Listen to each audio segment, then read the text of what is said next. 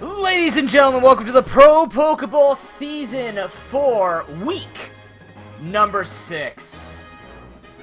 I have to tell you, I've got some very important advice from you from a 10-year-old that I taught tonight. If you want to get a sea lion back into the ocean, you either tase it, bring a dump truck and beep at it, take a bulldozer and push it back into the ocean, or you take one of those scooping machines and dump it back in. My name is ProPokeBowl, and thank you very much for joining me. Tonight is Week 6. We're getting close to the playoffs, boys. We are literally a month away from seeing the top 6 go through and try and get themselves into that gauntlet, try and win themselves into the ProPokeBowl Duck. Let's take a look at the standings while we are here. In first place, the most likely to guide a sea lion back into the ocean is a tie between W. Wellington and Pichu Warriors at 13 points apiece, both dropping only a single match in the tournament thus far. The Okeechobee Toros feeling nice and solid in third place with 8 points. Sarasota Sweetcoons not moving, but slipping in fourth place with 7 points, tied with the Alaskan Raccoonids and the Sauk Power Sky Sharks and the Stockton Thunderous. The biggest tie I think we've ever seen at the top of the standings. Super exciting. In 8th place, however, don't feel too bad about those numbers. That's going to change most likely tonight. There will be the Boston Bearticks at 5 points, and the Kyubi Destroyers and the Lanakila Conquerors, both with 1 point apiece, and they are the first match of tonight. They are going to be looking to break that up. If they both tie, it's not looking good. One of them is looking to take a 2-0 tonight, and that's going to be super exciting. But hey, I mentioned one match. Let's take a look at all of them. The Kyubi Destroyers versus Lanakila Conquerors will be going up first, followed by the the Boston Bearticks versus the Sarasota Sweetcoons. Then hopefully the Pichu Warriors versus the Alaskan Raccoonids. Stockton Thunders versus the Sauk Powered Sky Sharks, and the Okeechobee Toros versus W. Wellington. Ladies and gentlemen, we have our very first player trade happening actually between the Pichu Warriors and the Lanakila Conquerors. We are seeing the Chestnut and the Mienshao being swapped. Pichu Warriors being the proprietors of the Chestnut now, adding to his defensive arsenal. Whereas the Conquerors are saying, I'm a bit fat, let's get a lanky little martial artist guy in Mienshao and put that on the team. Super excited to see how it's going to be going out. The other trade this week, I believe, was the Bearticks? No, it wasn't. Who was it? Oh my god, I'm an idiot. Who did it? Never mind, it wasn't. I'm not an idiot. Here we go. It was W. Wellington actually bringing in the Ambipom, which we thought was dead, but it's back, and he actually trains out the Zangoose for it. It is Ivan. I will not question it. He knows he knows what he's doing 75% of the time, and my statistics are 95% right 40% of the time. Let's get started with our first matchup of the night, which is going to be Lanakila Conquerors versus the Kyubi Destroyers. Yes. Okay. Dinner's ready. Oh boy. These guys have not been having a great season so far, but they have been having some fantastic performances nonetheless. Why is this being... Can we fix this? Huh, that's slightly off. Anyways. They have been doing quite well in their own right, but unfortunately the results are just not showing. So at this point, it is grabbing on to pretty much any and all points that they can acquire, and what better way to do it than off each other? Somebody has to gain points here. It's impossible for them to be stuck, which is going to be feeling really good for them because they have shown that they are getting better and better by week, and now the only way that they're going to be able to do it is literally do it against each other. So let's see what's going to be happening there, as we're going to be probably getting into the first game very soon. Would like to thank each and every one of you for coming out to the tournament. As always, you may spend your new bits on your favorite teams for the favorite plays, the favorite coaches, the favorite move sets for the person to try and get the MVP award at the end of the playoffs.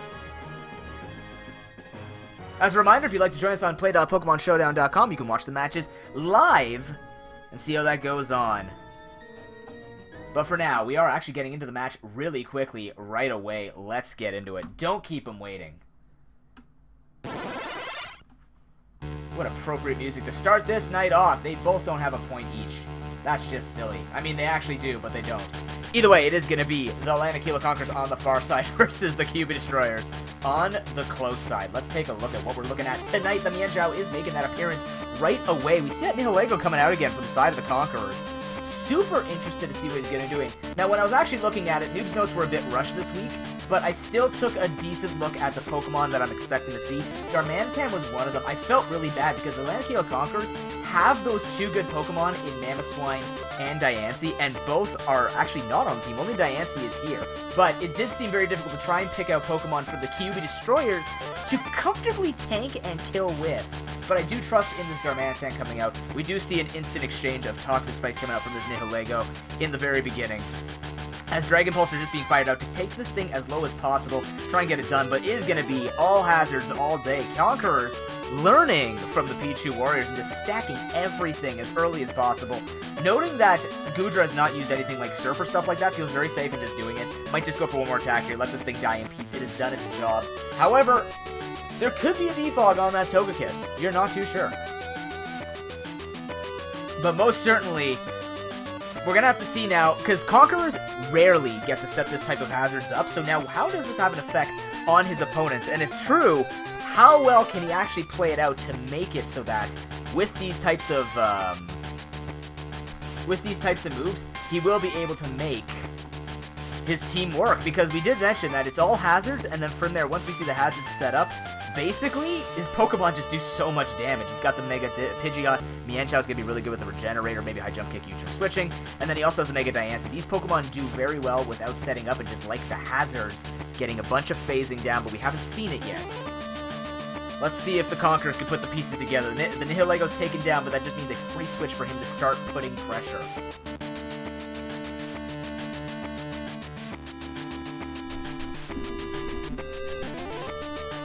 Diancie is going to come out, go for the Mega Straight Moonblast, does not get the kill. Sludge Bomb could be coming through, it is the Ice Beam instead, just to get a little bit of chip damage out on it. May not be running Sludge Bomb.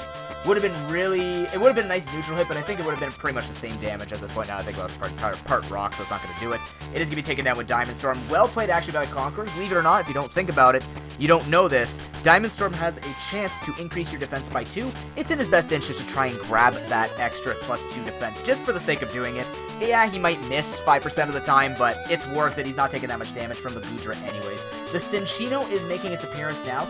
This will actually outspeed, could threaten with Bullet Seed, so the Conquerors do have to be a little careful here with making sure they're not going to be trying to take damage. Diancie is one of the 2 big powerhouses, but apparently I'm wrong. Let's see if he can actually take it. Getting that defense boost would have been nice. He's going to barely live with a single percentage of health, but misses the Diamond Storm, opts to go for the Storm instead of the Moonblast damage. A bit greedy trying to go for those defensive stats, as now the Mega Diancie is down. Kyuubi Destroyers fire back. That's one of 2 giant threats, in my opinion, taken down. The other one being this Mega Pidgeot, but Mienshao might try and prove me wrong. If it's Scarfed, it's going to outspeed. If not, Tail Slap might not actually kill. Depending on also what we've seen on this thing. Oh no, never mind. It might kill. In fact, it's doing 20. It's enough to take it out as well. Ooh.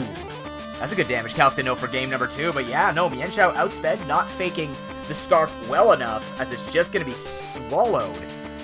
It definitely cannot take on the Snorlax. Even Espeon, maybe? Definitely not Mega Pidgeot. I don't see this thing taking out Mega Pidgeot, plus Mega Pidgeot outspeeds will go for Hurricane and kill it. So maybe Conquerors will end up going for that.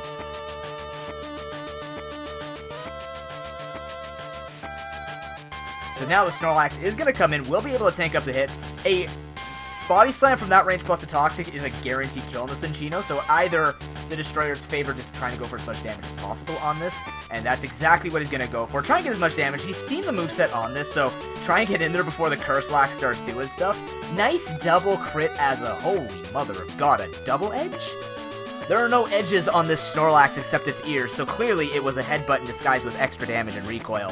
Head smash Snorlax, ladies and gentlemen, but nonetheless, he is going to take him out. The air slash is going to come true. Try to look for the hacks. He doesn't get it, but he will make the double down happen with the HP on that Togekiss. It is 3-2 right now.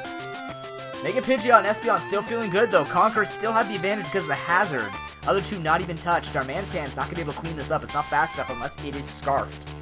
Milotic is another Pokemon I did want to see, mainly because it can just tank up the majority of the hits. Doesn't have enough resistances from the Conquerors, like Mamoswine, Mega Pidgeot, Mienshao. These types of things actually crush through Kyuubi Destroyers, but Milotic is still that bulky Pokemon. We haven't seen it used as much as I thought I would, but it is showing it here.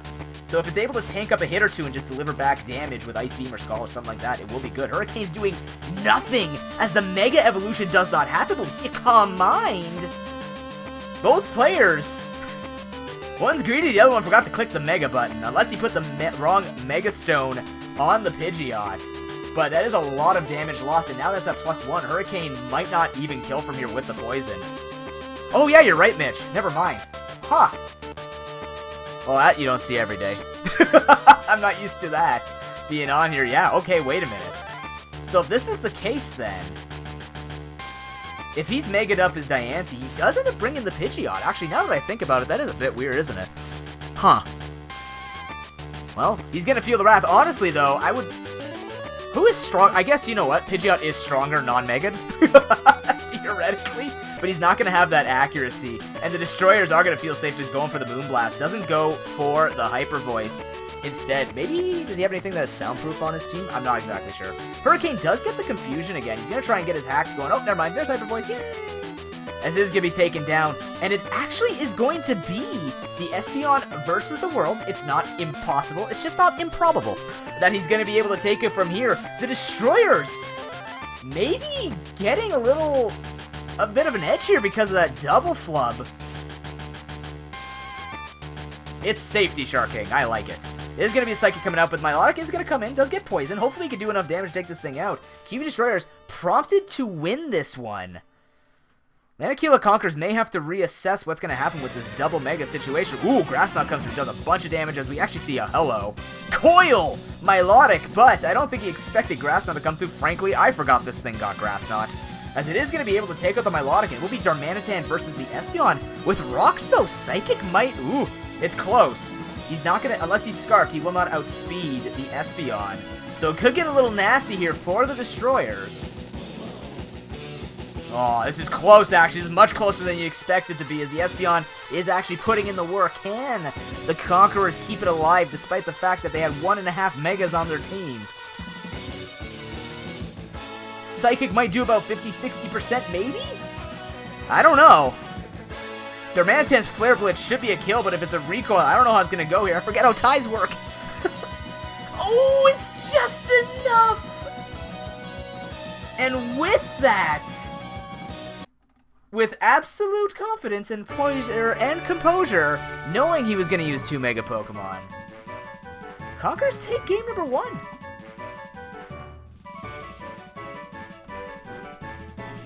Ouch.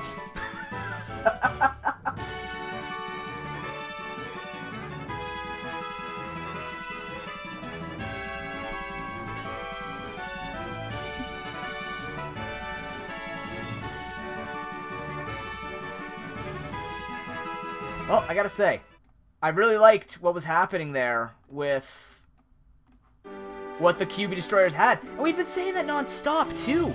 Is we're just like, hey, look how good he's got his team going, right? And everything like that. But in the end, it's always just that little edge he doesn't make. He's making it closer and closer to taking that victory. But the hazards in the end showing that they put a lot of pressure on your team.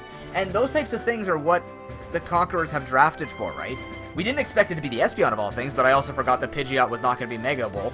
So, now that I know that, it's definitely going to be a lot stronger to knowing that that Espeon can also do that much damage to the rest of the team and outspeed, right?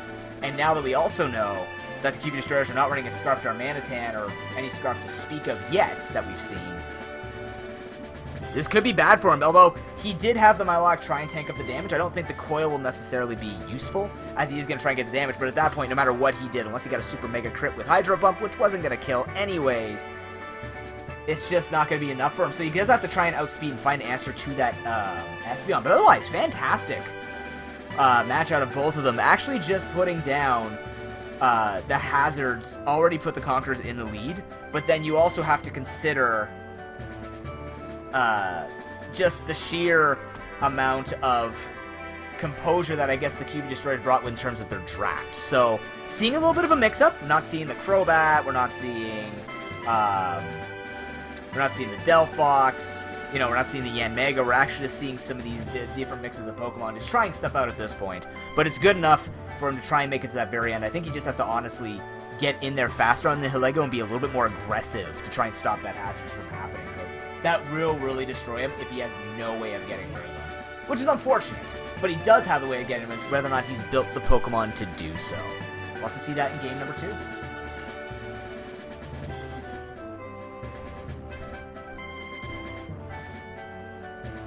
In just a moment.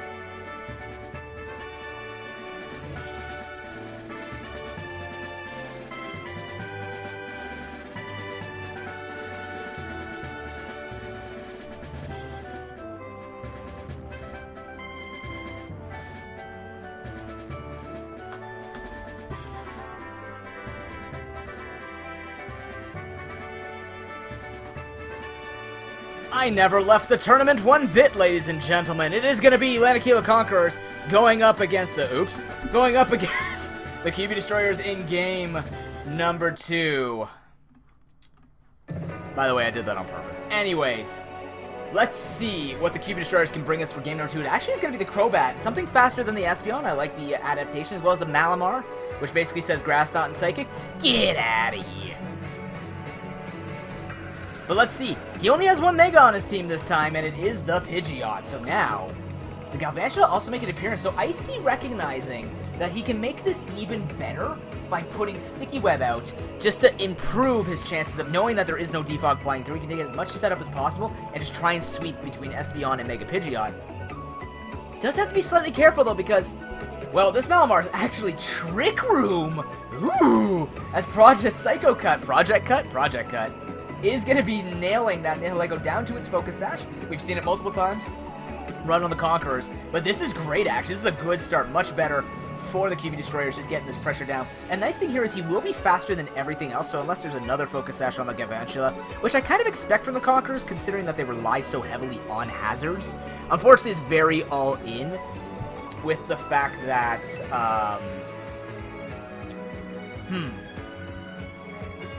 It's kind of like his Pokemon are very frail despite the fact that he really relies on hazards, so he has to kind of be lucky with the people who can't phase away those hazards, but nonetheless, he's going to get going there. Double Edge, ooh, just misses the kill, as the Superpower just equally misses the kill as well. Unfortunate, getting his Trick Room used against him. We also said this about when Project went up against the Conquerors. You're not going to use Trick Room against a guy who's got a lot of slow Pokemon himself. Togekiss comes out, no rocks, feeling much safer as Extreme Speed makes an appearance. Not necessary, but flashy as hell. He is going to take out the Snorlax with a slap to the belly. Now Galvantula could feel pretty safe coming out here, maybe setting up the Sticky Whip, scaring out the Togekiss, then dropping a Thunder later. Considering that nothing on the team actually resists Thunder, Galvantula gets a pretty good advantage here. The burger is fantastic, but that was here the entire time. I totally did not leave halfway through analysis to go grab my dinner, not at all. I did put the burger. I mean, yes, absolutely. Anyways, so now the Conquerors will send up the Galvantula. As the Destroyers, it's one of those situations that we've seen before in the tournament where when you just don't have anything to take a hit when it's this early in the match, one, you cry, but two, you just have to kind of decide and let things take hits. That's exactly what he's going to do. Lets him take the hit. Ooh, gets the Thunder! Paralyzed. Oh, are you kidding me? Togekiss gets hacked? What bullshit irony is this? But nonetheless, he is stopped from doing anything and stopping that. Actually, it's Life Orb, so we don't have to worry about it. But nonetheless, Does send in the Shock Lead. Okay, he does have something to take it, just not well, especially with the Toxic going on. But takes it decently. Is he going to try and set up his Sticky Web first, maybe?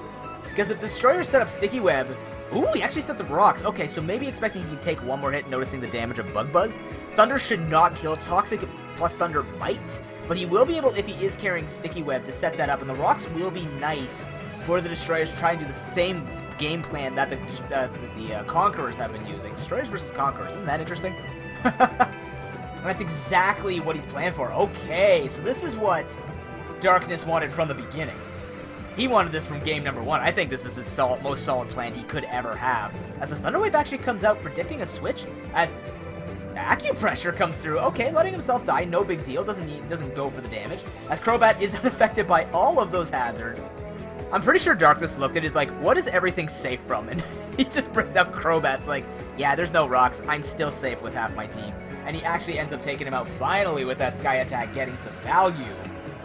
Darkness wants to see this stuff, and he's got the advantage right now. 4-3, has the Sticky Web proc, has the Stealth Rocks. He's feeling great. Espeon was already slower, but it's going to be even slower now, which means something like you could find the Darmanitan come in and smash in the face, but instead the Crobat comes in and shows it up anyways. The Pidgeot is going to come out. It's still slower than this. This could actually be a 1-1 week. Both these guys looking for points. They might just both walk out as a gentleman's agreement, holding down the bottom of the barrel.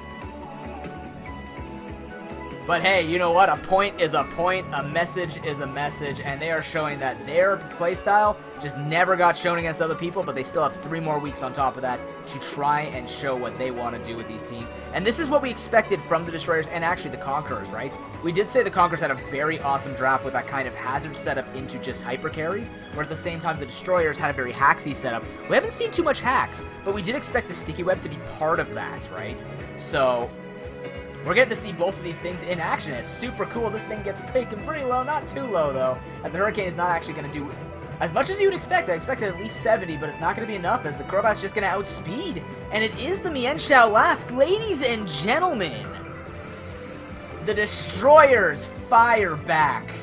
Shows that he will be dominating this game today. And it will be game number 2 going over to Darkness. 1-1 on the week. Well played, boys.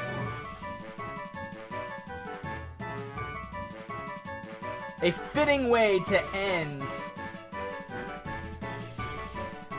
A fitting way for this week to particularly go, because these guys have been either 1-1ing or getting 0-2'd, and, well, nothing's changed here.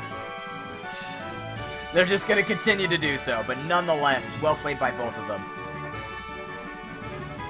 Oftentimes with matches like this, you can tell that there is that level of skill that is around the same. Like, usually when you see these type of performances, regardless of where they are in the rankings, this shows that it was an equal matchup for the most part, right? And very little changes. They both had the same idea, brought up new ideas to stuff they were trying to do. And in the end, what the hell? How do I do that every time? It's weird. But yeah, nonetheless, just great play by both of them. They actually got to show off what both teams wanted to do with their drafts, right? Darkness got to show that, you know what, some of those movesets are finally going to work against Pokemon that can't take a Sky Attack, for example. And just using the sheer speed and hacksiness that he can. Didn't get it wasn't so much hacks, though. He just had the speed and he had the stuff that wasn't going to get affected by the hazards. But on this other side, Lanakila Conquers, game number 1, hazards into super sweepers, right? Just get those guys who do a bunch of damage and get everything chipped down, right? And both are kind of, you could argue, missing a piece. You know, you'd want to probably see on the Icy side a little bit more phasing, because then it would make it even more effective for him to try and take stuff out. But same thing with the QB Destroyers, you would expect to see either a little more defense or a little more build around said hacks, which is perfectly fine strategy, but not the super amazing defensive walls that you would expect on a team like Chansey or things like this. Not that it was draftable, but anyways. Regardless, that's going to be the 1-1 on the week, ladies and gentlemen. We're going to take a couple of minutes break. When we come back, we're going to be getting into that match right there between the Sarasota Suicunes and the Boston Bearticks, who, by the way, is being subbed in for Lukeman via request. See you in a couple.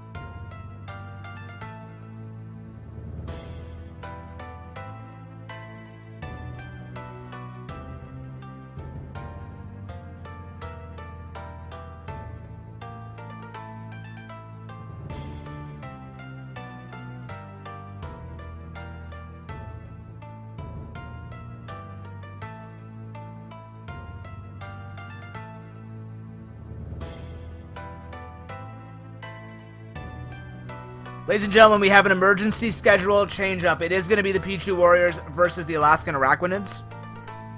He just got off, or he has the time to go for work, so Mitch, jump into that match right now. We're going to be moving on it really quickly. Sorry about that, boys.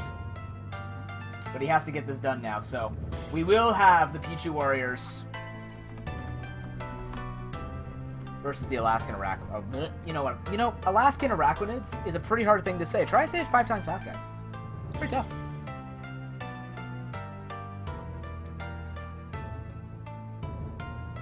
Let's go, Doodle. You're good. Good to see you, man. Sorry about that, boys.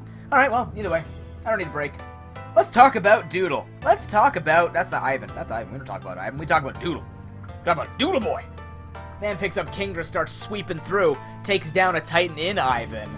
Showing great play last week against W. Wellington. Just pulled out a fantastic comp that, honestly, in game number 2, took it against him and basically said, I know how to play out my Rancor. And I really think, with Kingdra being on the market and going into his hands with the Pelipper, it's going to be really good. And to be honest, I mean, I was talking with Mitch a little bit before the match. When I was making the analysis, I actually kind of looked at Mitch's team. I go, I think Doodle draft-wise has the upper hand. It's something you wouldn't expect to say because his draft is just so fantastic. But in this particular case, he doesn't have much to take a lot of the big killing sweepers on the side of Alaskan Araquanids. So I'm very curious to really watch Mitch here, who's on the wrong core, by the way. But I'm curious to see what's going to be happening in terms of how he's brought his team. So let's get on with it. If this man's supposed to be the best in the tournament, he's got to know how to make it through these types of situations, and this could be a demonstration of how to use your draft when in a draft disadvantage, but it will be game number 1 between Pichu Warriors on the close side, sporting shorts, versus Alaskan Araquanids on the far side, sporting the... there's no 6-pack there. Well, it's there, it's just hidden. Sporting the pecs. Let's take a look at the teams. The Alolan the Araquanid, and the Kingdra all making great appearances. I actually expected even the Escavalier to come out here. This is, you know what? Pretty close to what I would have expected Doodle to bring against Mitch, because these Pokemon just have such great advantages against them. Swift Swim to take out a lot of the Pokemon. Outspeed a lot for a long time with that Kingdra. Alolan Muck just gets great value against the defense Pokemon to go for knockoff, and just also has great power and pressure against the likes of Mew. Slowking doesn't like him because of the dark hits. This is a really good matchup for the Araquanids, but it's going to come up to Mitch, because Mitch arguably has more experience and the play with it, so... Will it be a Season 1 founder of the ProPokeBowl on the far side, taking down a Season 4 prodigy? It's going to be the Heatran versus the Araquanid. This thing could very well be carrying Water Bubble, which reduces fire damage by half. If it is, Heatran's going to be doing basically nothing to this thing. Unless he's brought something like Gracium Z Solar Beam, which even then doesn't do much. This thing has 132 special defense. He's going to have to go for something like a Magma Storm Toxic set, but it's going to be the Golbat coming in, which makes the most sense. The Sticky Web is going to come out, but the Golbat's most likely carrying Defog.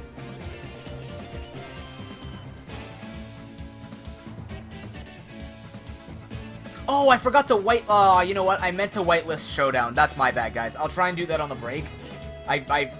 For some reason, I don't know why it's not already set up. I should have set that up like 2 seasons ago. We'll get that sorted after this series is done. But either way, Super Fang is going to come through, which is actually very good for Mitch. But that Liquidation, oh my god, man. You know, Araquanid always catches me off guard when it's not banded how much damage it actually does. But it is going to be able to be taken out with the Brave Bird, so...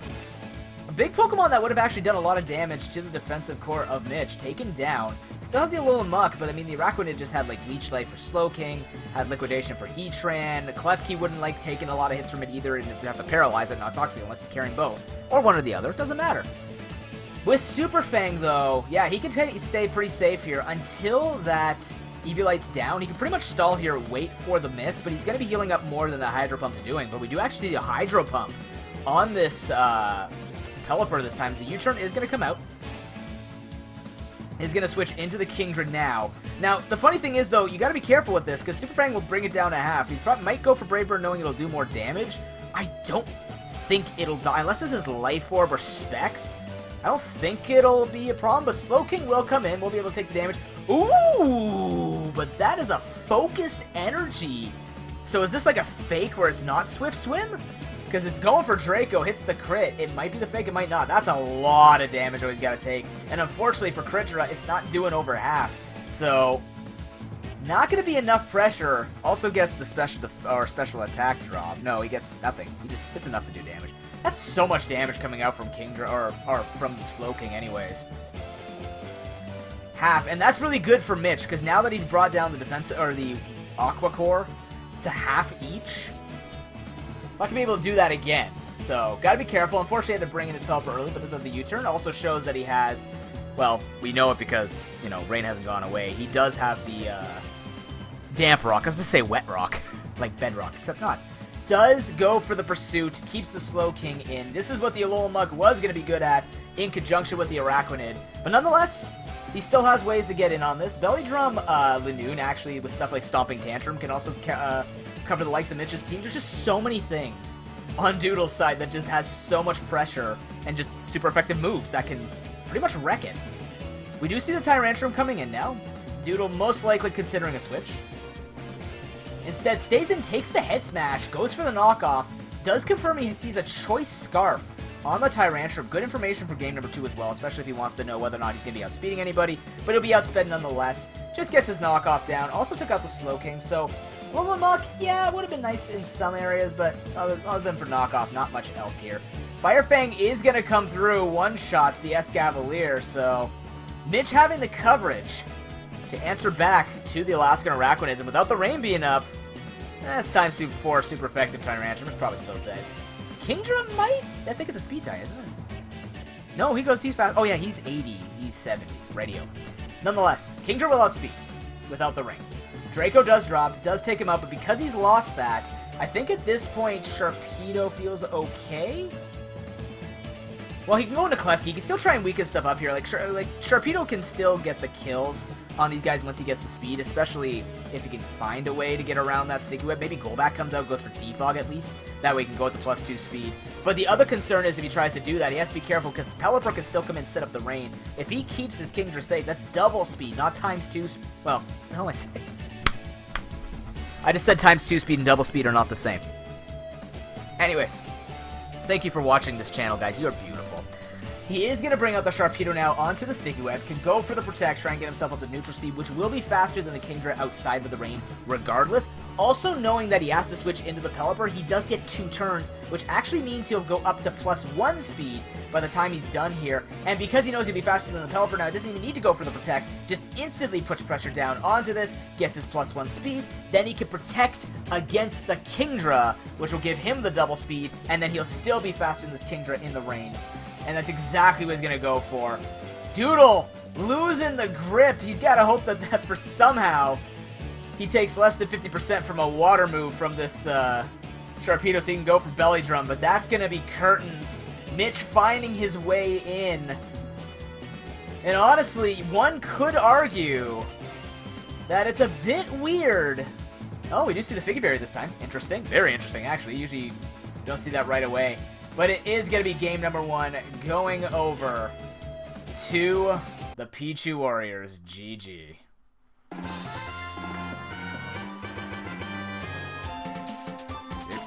There we go.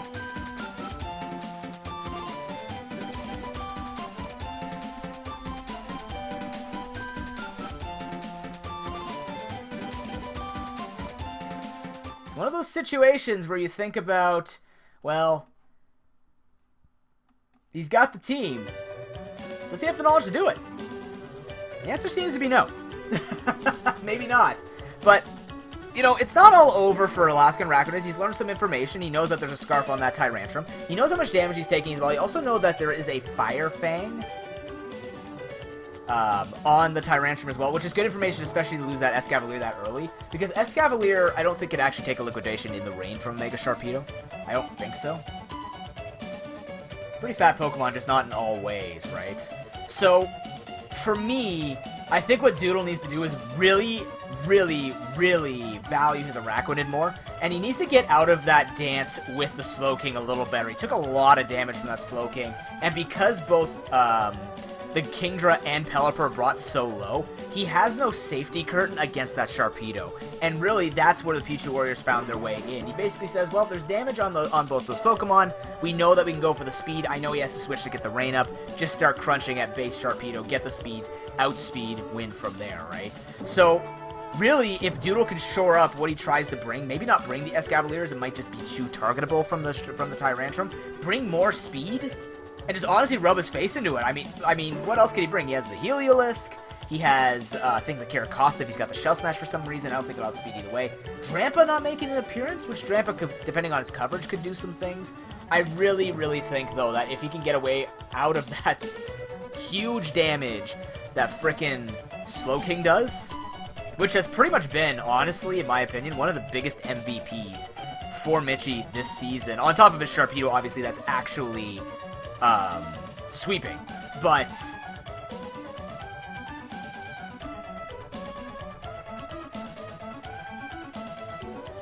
if he can figure out a way to get through that without all that damage happening, potentially he can be okay. I mean, you have a lot of special defense on that Araquanid, and Leech Life will heal it off after it takes a damage, so maybe bringing something else more offensive than an Escavalier with the speed. Even though it's not going to be able to take the hit better, we're not looking at taking the hit, we're about delivering it faster. Get the same damage, get the knockoff down. Don't know if it's necessarily worth it to get the knockoff off for that Choice Scarf. Might not have a choice at this point.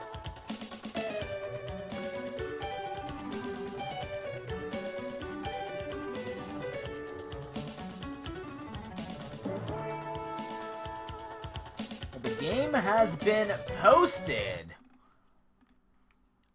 And the battlers are on the arena. They're in the arena. They're on the arena, boys. They are riding the arena with intense passion. As we play this non-intense intro to this music. Pichu Warriors up 1-0. Doodle brings a Raincore. The true Raincore that he likes. Let's see what he's got with his Drampa Steelix Heliolisk.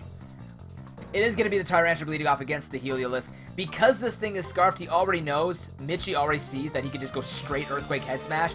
Not much is going to take it. Even Steelix, because it's not Mega, does have a slightly bit less defense, I think.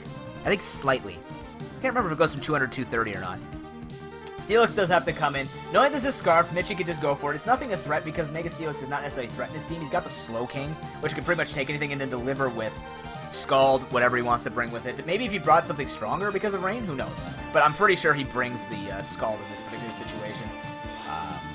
Even Golbat can even just take the hits, Heavy Slam, stuff like that, but he has nothing. He has no real reason to go into the Golbat, so I do expect a Slowking switch into here, and it's exactly what's going to happen. Most likely just seeing rocks come out from Doodle. Instead, actually fakes all of us out, goes for the Earthquake. Nice chunk of damage onto that Slowking. It is a bulky Pokemon, but on the special defensive side, not the defensive side. But he's going to opt to go into the Pelipper again as a Scald. Is going to fly through, plays it quite well. Does get burned, not too bad in the long run because, I mean, if he had leftovers it'd be better, but he doesn't. So not too bad for Mitch. He probably wanted Toxic, but so far not seeing like he would be getting an opportunity to Toxic it anyways. He's going to make the switch now into the Klefki as the U-turn comes out from the Araquanids. Deals that solid 1 point of damage, percentage of damage. It could be 3 damage for all you know. But the Mega Steelix is going to make its way back in here. No Toxic, no Play Rough, no Thunder Wave. Steelix says hello, as we are going to see a rocks thrown onto the Pichu Warrior side as the Golbat comes in. Golbat does carry the Defog. Now, I'm kind of curious, based on what he could be carrying here, if he is carrying... He did not go for the Stone Edge, so Pichu Warriors feel very safe going for the Super Fang here, and this most likely just roosting off this damage. Rinse and repeat, get this thing super low. And the thing is, people don't see this coming. Mitchie has done this so many goddamn time, people. Predict this stuff. He weakens the walls, and then he comes in and sweeps. You know this thing is going to be going for Super Fang, and yet he opts to go for the 29% Heavy Slam. It annoys me, okay? Regardless, Mitchie's smart enough to get away with it. That 200 IQ coming in from a League of Legends Gold 5 player, as he is going to end up going for the Roost. But the Araquanids say, we know you're doing that, we're going to go for Earthquake. Shut up, noob. And he goes for it. Gets him down actually quite low, but it's still not enough. Even with Roost, he wins out very slightly on HP. And I mean, in the end, Mitchie's already won because he's gotten this thing down to below half on the Mega Steelix, so that's good for him. Not in terms of sweeping, but just in terms of other Pokemon, just putting even more pressure on him to basically make Doodle switch nonstop. Oh, I gave you a lot of credit then, Mitch. Sorry. Drampa is going to come in as Roost does fly out yet again. Drampa probably just going to try and drop as much damage as possible. Toxic is revealed as the Thunder is dropped down. Ooh, as on the last turn of Rain as well. That's worth value, by the way. If he goes for Thunder again, he's going to be missing out, but the Draco is fired out. Oof. Unfortunate that Eviolite makes this such a hard Pokemon to kill. Doodle has the right idea, just missing the numbers to make it work, because now he's at -2 special attack. Has to make the switch. He's going to go back into Mega Steelix, actually, as the Roost does come out. Not sure what this thing's going to do, because we saw it doesn't even do more than half with an Earthquake, as he ends up just going for Heavy Slam, maybe predicting the Super Fang to come out. But now Mitchie is feeling perfectly safe, and if anything, Mitchie's gotten more than just getting this Mega Steelix down. He's also gotten rid of the Rain, which means now he can just heal up. The Heavy Slam's doing next to nothing. Doodle is stuck in an infinite loop of losing right now as the Super Fang comes through once again. Mitchie most likely looking for that opportunity where he can just roost off and then go for the Brave Bird for the kill on the Mega Steelix, which will make it easier for stuff to come in. We see the Earthquake come through. Okay, so it is a roll of numbers that he might hit over half, as we just see him go for the Heavy Slam again. Mitchie's not making any ridiculous predictions per se. If anything, I think Doodle's overthinking this play a smidge. As Super Fang's going to come through once again. Heavy Slam comes through there. That's the time to go for the Heavy Slam. But really, I don't know. Earthquake comes through now. These damage rolls showing either under half or over half. Slightly concerning for the side of the Arachnids, as I might see him go for Brave Bird now, predicting that he's going to go for the Earthquake, as he actually ends up going for the Super Fang. My bad. Still not at that range. Yes, exactly. Golbat's at half. It's perfectly fine. It can go for Brave Bird, take this thing out. It's done its job in weakening this thing. Exact amount of damage, calculated, chips a tooth, whatever. Golbat's done his duty. He can now die to this Heliolisk. Maybe not, who knows? Who frickin' knows? It probably will die. Maybe not the Volt Switch, but the T-Bolt? Absolutely. Has to. If it doesn't, I don't know Pokemon at all. Klefki will come in as the Volt Switch is most likely going to be shown. It is the Thunderbolt coming through. Actually, that is a decent amount of damage after Rock, so not too bad. Not enough. Probably looking to do a little bit more. He's going to have to switch out here. Now he doesn't have Mega Steelix. The hazards can rain because he doesn't have to worry about Heavy Slams or Earthquakes coming through. Volt Switch is going to be fired off on a light screen. As the Arachnid is going to make its way in now. So, we don't know if this thing is carrying Thunder Wave, Toxic, or both. If it's carrying dual screens, or at least one screen, it's most likely carrying one status, maybe Spikes, because we know that Pikachu Warriors are going to want some kind of a hazard on their side to try and set up their Sharpedo to win in the future.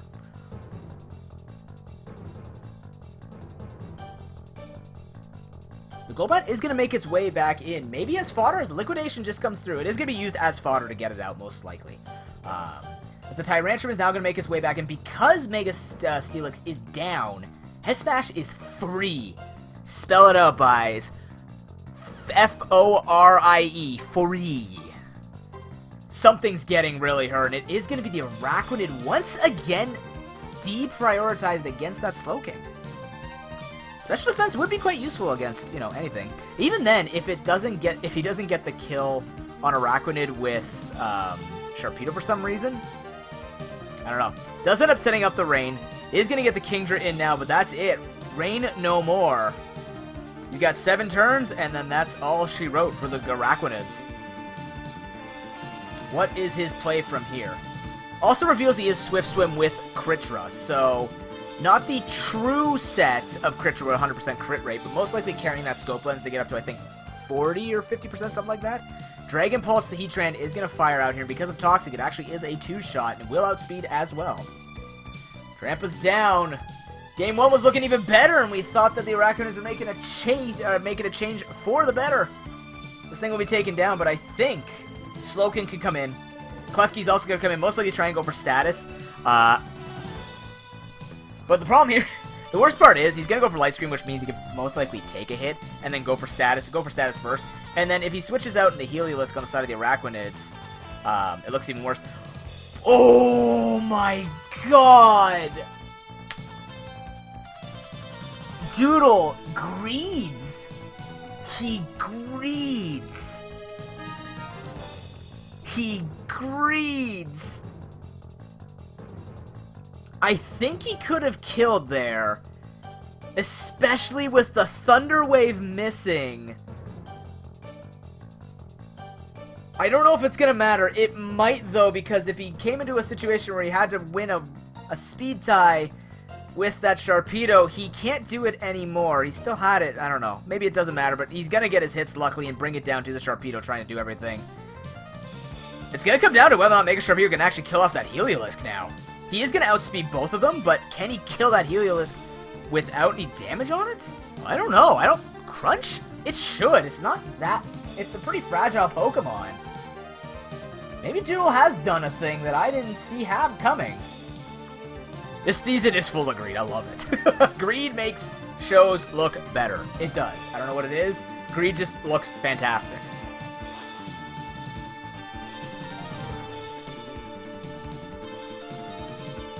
With the timer ticking down, Mitchie is definitely doing damage calcs. He's reading his options. He might be holding the good book at this point. And a picture of Bless RNG, because it is going to be up to the Pichu Warriors to get the kill with the crunch. He doesn't need the speed. This time he needs the bite to follow that bark that he has on Discord. Let's see if he can do it against the Araquanid, who are looking to upset 2 Titans in this season. Took down number 2. Can he take down number 1? Actually, the time was number 1. Can he take down both number 1s? It is going to be a Thunderbolt. That obviously is going to be one-shot on the Sharpedo, but can the Mega Sharpedo one-shot with the crunch? Comes down to this moment. He goes for the Earth. What? He has the Focus Sash! Yeah! And without hazards! The one time that the Pichu Warriors do not set up hazards. Doodle keeps calm and hangs on and takes game number 2.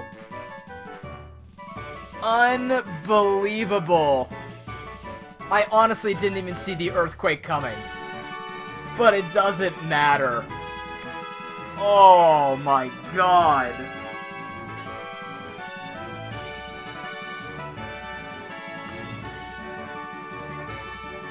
That delivered as much as it did against Ivan in game number 2. Doodle is the new comeback king. Maybe he's been learning more from Diego than he has been from Mitch. This man takes game number 2. Sticks it to him. Nice. Unreal. 2-on-1s? Is this a record for Season 4?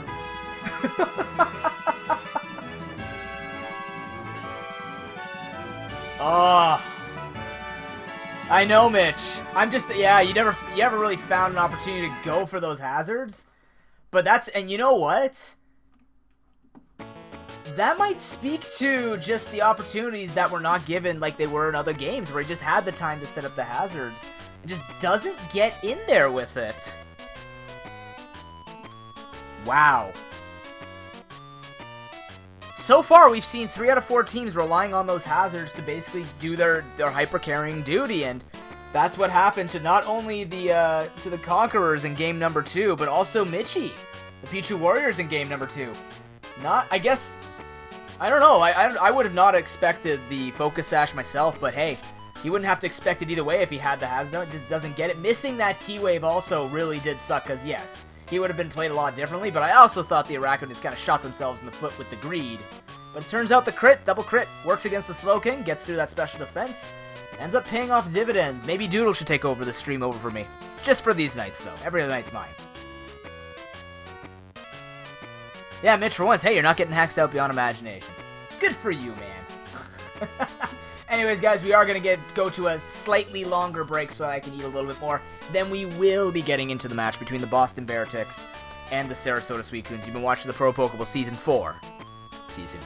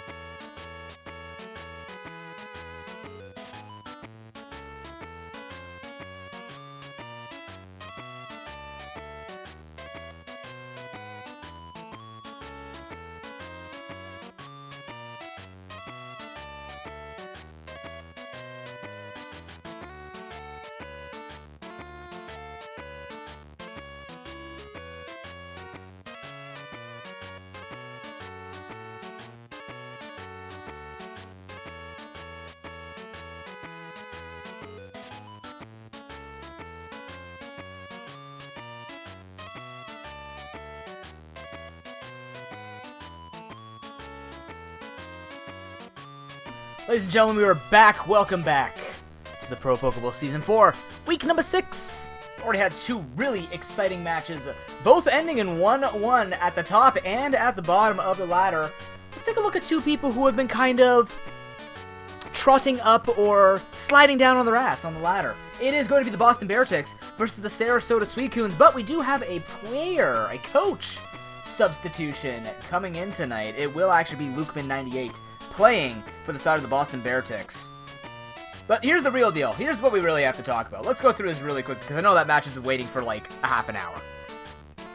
Sarasota Suicunes.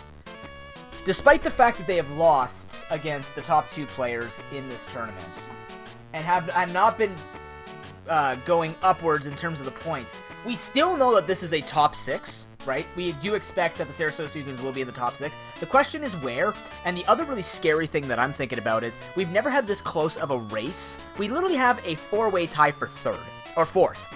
So, when it comes down to how points will be distributed, what Gamer can hope for, if he still wants to be a positive player, is he gets 2-0s and everyone else 1-1s, because then that just increases the gap and the safety he has for future weeks, if he's really concerned about who he's going to be playing up against.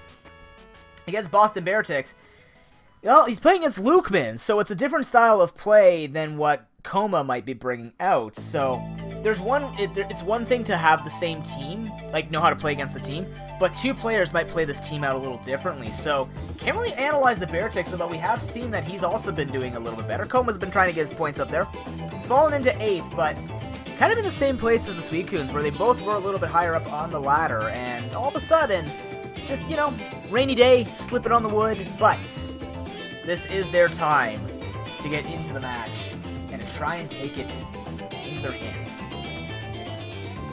Let's see if they can do it.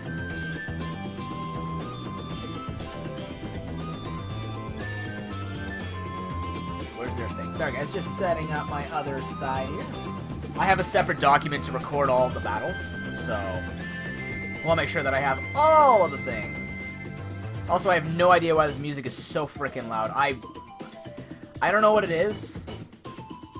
Literally, my computer's been doing it for quite some time now, about 2-3 weeks. Oh.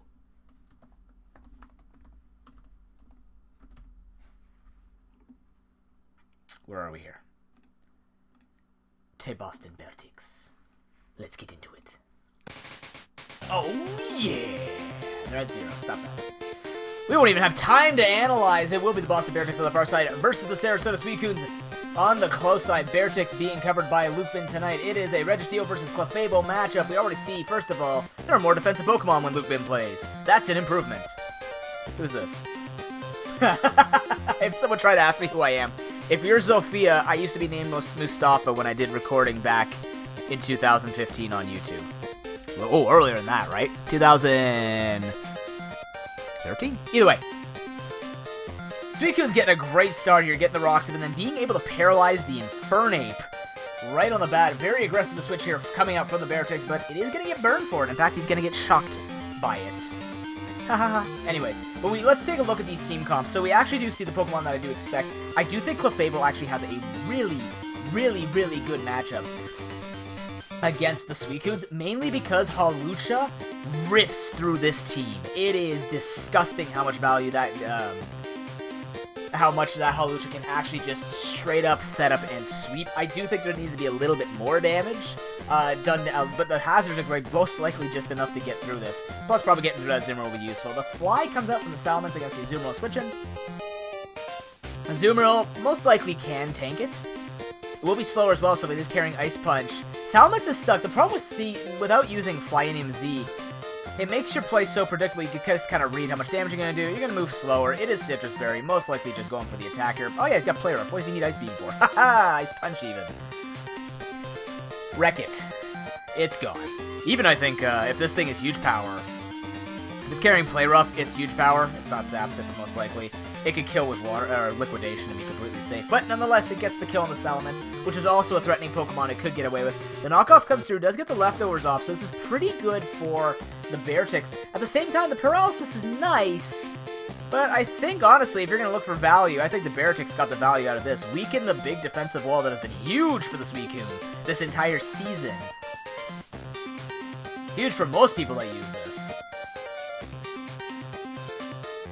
Yeah, okay, Short Smash. Whatever, man. But either way, it is going to get the kill on the Azumarill. Still seeing the good old Earthquake. Not a single time have we seen... I don't think we've seen Seismitoss use at all by this Registeel. Subscribing to the 75 base attack of the Registeel to take on his opponents. He's gotten quite a bit of kills, actually, with it, so not too bad. We do see a Volcano Bug come out, though. Volcarona looking to set up on this thing. Thunderwave could have come out here if he tried to get greedy, if Suicunes wanted to predict it. Honestly, I kind of would have. Just knowing that you would have been scared off. Getting the value there with the Thunder Wave would have been enormous. But the Entei is going to make its appearance, takes the Fiery Dance quite well. The special attack raise goes up. Ooh, Stone Miss is sighted. Not good. Which actually means that now that Fiery Dance, oh, rolls low, does not get the kill. It's going to do about 40-something.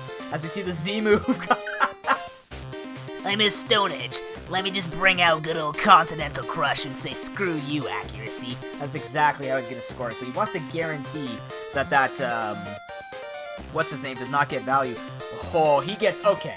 So E-Speed came out. He was going to be faster because of the paralysis. I guess he knows he'll get more damage out of E-Speed versus something like Sacred Fire. I think Sacred Fire would actually do a lot more. It would, no, it barely do less. So still makes the good call. Goes for the E-Speed. But the para against the Bearticks, not too favorable. Would have liked to take this thing out so he wouldn't have to take one more hit with any more of his Pokemon. It is going to be the Clefable tanking it up. Now, we do have to keep in mind that Alolan Persian does get Fur Coat, which reduces physical damage by 50%. So could have also opted into this. But Clefable is just that good old can heal off damage and stay safe type of thing. We actually see him go... Did he use any other move other than Extreme Speed? Yes, he did. So, oh yeah, he's Rocket EMZ. So it doesn't opt to go for the Sacred Fire, which would have been a lot more damage down on the Clefable, and he's faster. Registeel is going to make his appearance. Has carried Iron Head before. Maybe he's brought it for this wall that was known to stop this Hawlucha. The fact that he's gotten this far through the team without Hawlucha is pretty good, because now it's going to feel even safer trying to take things out. Surprise! Iron Head! Not really a surprise. We knew it was coming. Chrome Dome to the fairy's face. Clefable's not going to be able to kill it off, even with a crit, unless it rolls higher and then gets a crit. That might be the only way, but generally speaking, you're either playing the hacks. I don't think he needs to play the hacks. Persian Alola can come in and kind of tank it up as well, and then kill probably with a Dark Pulse or something like that, because I'm pretty sure it runs... I don't actually know. Haven't seen too many Persian Alolas. I believe it does get Nasty Plot, like normal Persian. I think normal Persian gets it too. I don't remember. Oh, it's been so long. Either way, though. 3-4. Hawlucha still primed to sweep here. Thunder Wave. Ooh, okay. Super freaking lucky for the Bearticks as that misses. And now Mega Sceptile comes in. Is going to end up going for the Leaf Storm. Now, oddly enough, if he had okay. This thing gets Lightning Rod. Mega Sceptile has Lightning Rod. Can you imagine if it was a Mega Sceptile and then caught the Thunder Wave? That was super dangerous, but the 10% pays off as Lukeman now gets this Sceptile in, set up, ready to go, but is it -2 special attack, which means, honestly, Suicunes could feel safe in trying to go in. This thing does get stuff like Stone Edge. I gotta stop saying like this thing, because you don't know what I'm exactly talking about. Mega Sceptile does get things like Stone Edge. Mixed Mega Sceptile is not ever a bad idea, unless you look at your opponent's team, but it can go physical, it can go special, it can go mixed. It's a pretty flexible Mega. And it has good power on both ends, so... We do see the Hawlucha come in. It is going to look for the kill. Knowing it's at -2 special attack, it will be able to proc its Unburden, which will outspeed it, and should be able to kill off everything from there, actually. But instead, we see a Leaf Blade come through. That's not Stone Edge, as Sky Attack will take this thing out. And he is primed and ready to sweep, as the Clefable cannot take any hit that's going to be coming out from the Acrobatics. Alolan Persian, a kick to the face might hurt. We did see Drain Punch before. We also saw Low Kick. Let's see what fighting move we're going to experience on Mr. Week 1 here.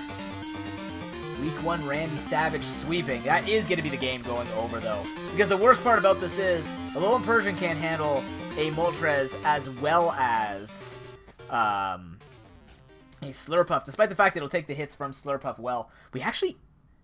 Oh. Interesting. That music turned perfectly. God bless my luck. Actually, the Moltres coming in as a soft build is going to come through from Blairtix. So now he has more safety against Slurpuff, excuse me, and Thing, but it's not going to be able to do much back. Honestly, we would want to see a soft build there, but we have seen U-turn on these unburdened things before. But I don't know, it doesn't get the value you'd expect, obviously, because, you know, once you go unburdened, you don't go back. You just start killing everything. Nonetheless, though, soft build can be spammed here.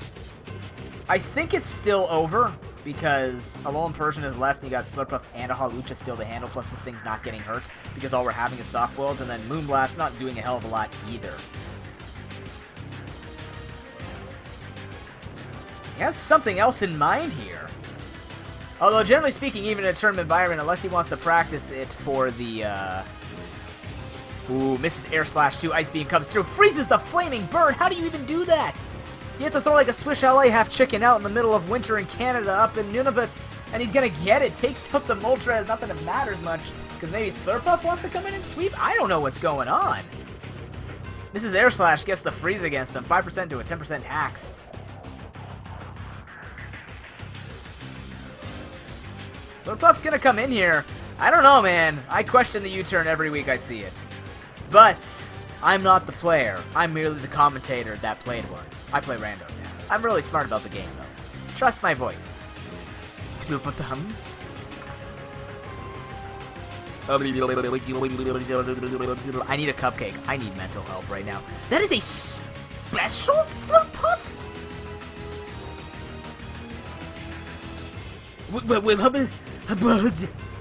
Huh? Noob.exe has stopped working. We've got a wish, Slurpuff, with the flame.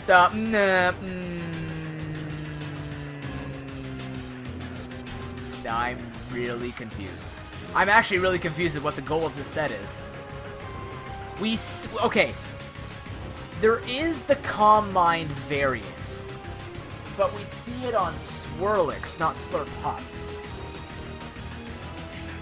So unless he has, like, Poison Jab Hawlucha, he just took his hands and took his life instead in this match. I'm so confused. Was that a misclick? Was it a misplan? It's a Grass Knot? It's a paralysis? It's a heal? I don't know. I don't get it. I don't get it. What?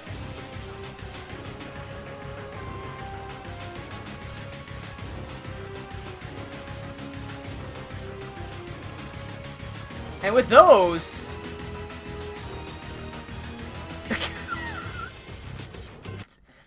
the sub takes the game, I think.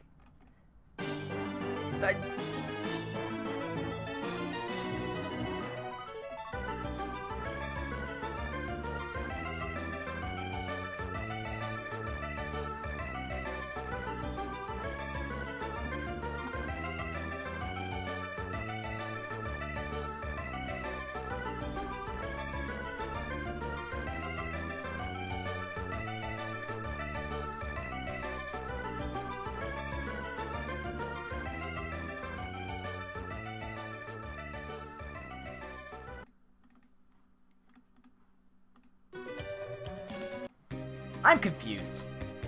One moment, guys.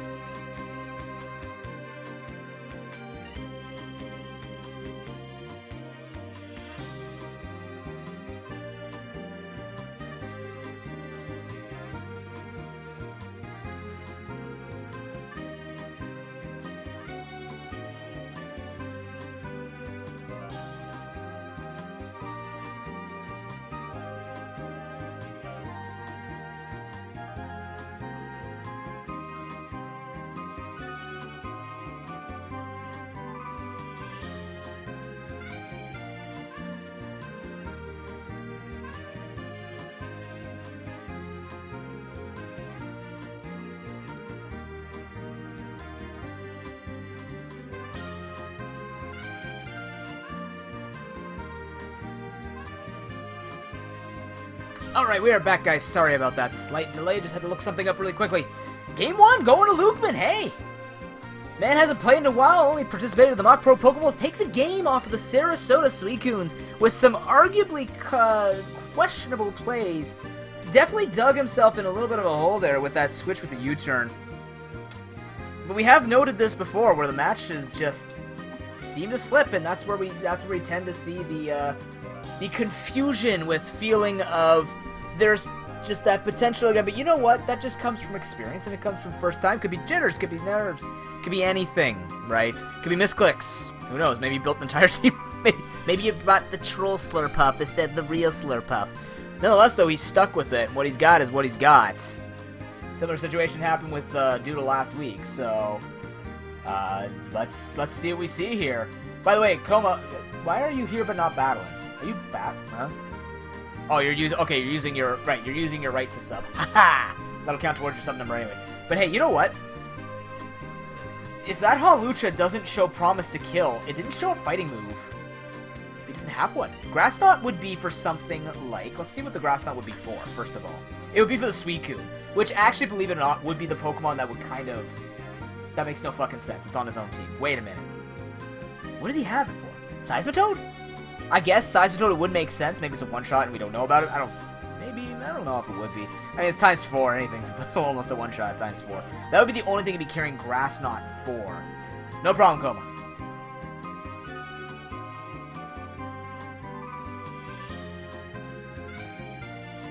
But yeah, I'm trying to... that would be the only reason that I'd see it run, but nonetheless, it's a decent reason because literally the Clefable and the Seismitoad do stop the Hawlucha from just having an easy time killing. But if he goes for that fighting move, like, look at this list, right? Now, if he has Grass Knot, Sky Attack, Fighting Move, and U-Turn, assuming he has a Fighting Move, Delmive is completely untouched if Sky Attack's not used on it, which gives Delmive almost a free turn if it gets switched in stock against an un-Sky Attack preparing thingamajig. So,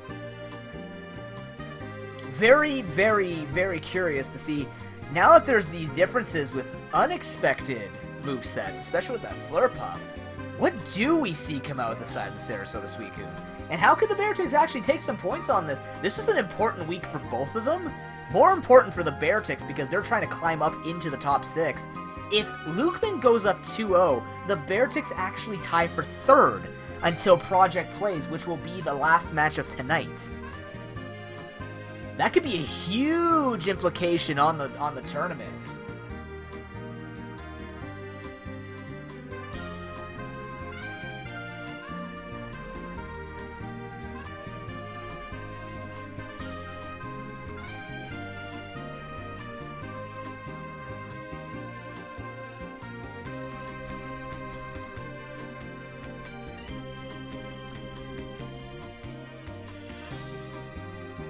See what he's got. See you later, Mitch. Have a good night, man.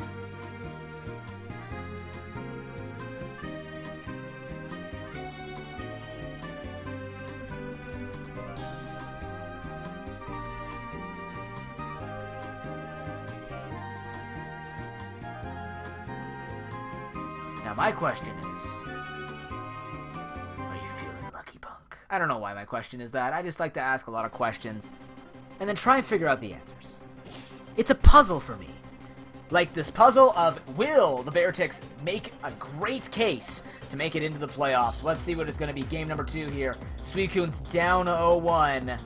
We see the patent name Pokemon coming out here.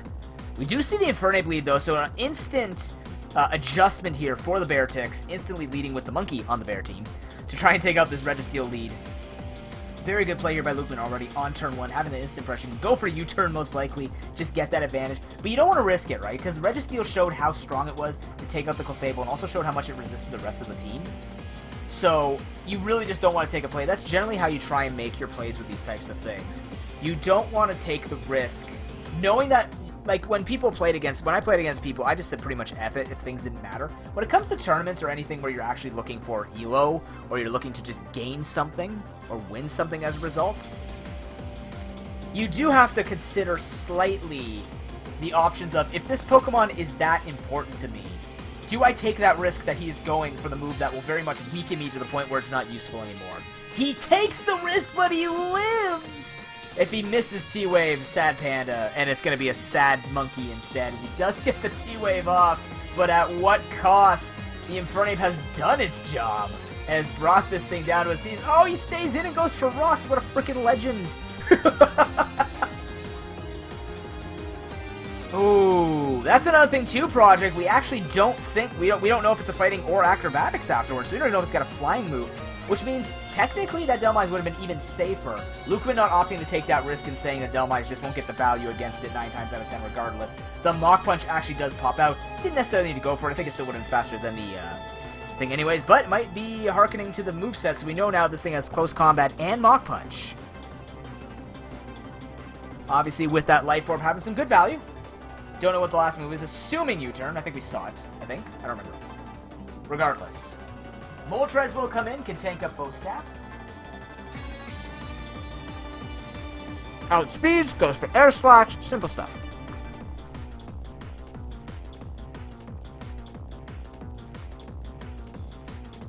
I am dancing with burger in my mouth. Ooh. Okay. Funnily enough, we saw this Pasho Berry come out last week too from the Suicunes. Guess he use it again against the Aqua Jet Azumarill.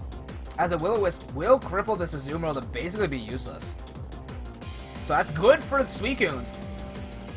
Still off to that, well, not as great start because they lost Registeel early, but they're still off to a good start, showing that they still have control over the game, not losing too much, getting some advantages here and there. Head Smash, miss though, into Scald Kill. Owie!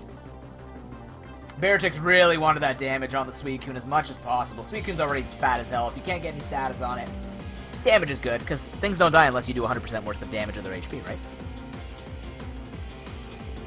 Either way, though, the Sceptile comes in. This is actually pretty good right now, although it would have been better against the Registeel to try and get that Lightning Rod boost.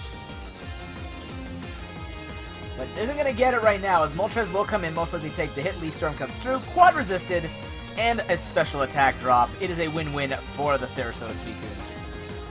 As now they basically get to threaten Fire Blast or Air Slash. Probably Air Slash, to be honest with you, because it'll hit everything more often. We have seen, there is Stone Edge on Sceptile, so we didn't see it though, he didn't go for it, he actually showed Leaf Blade, so not going to be able to go for that, as Air Slash is fired out. Does a decent chunk to the Clefable, but this is not a fight. I mean, it's a fight you could try.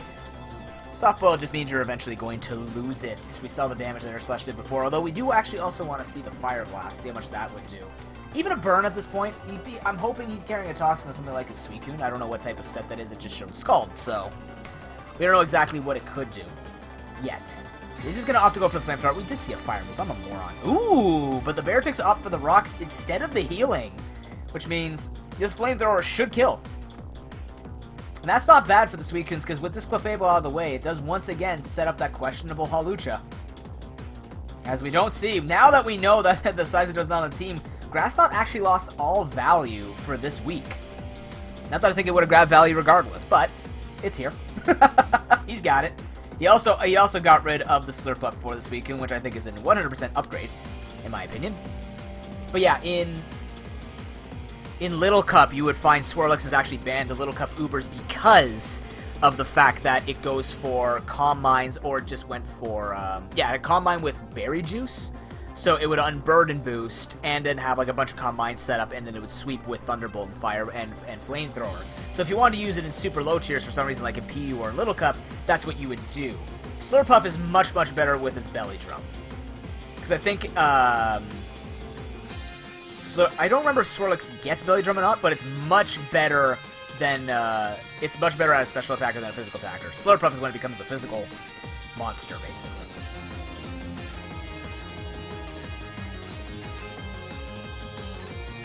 Regardless, we are going to see the Aqua Jet flying off. With that burn, it's not going to be doing as much as you'd like. That's the only thing that the Azumarill is going to be good for, and it basically showed it wasn't good at it. So it dies to Air Slash. 5-3. Suicune's been in this position game 1, but not with the win. Can he make it the third 1-1 of this week? Probably is the answer.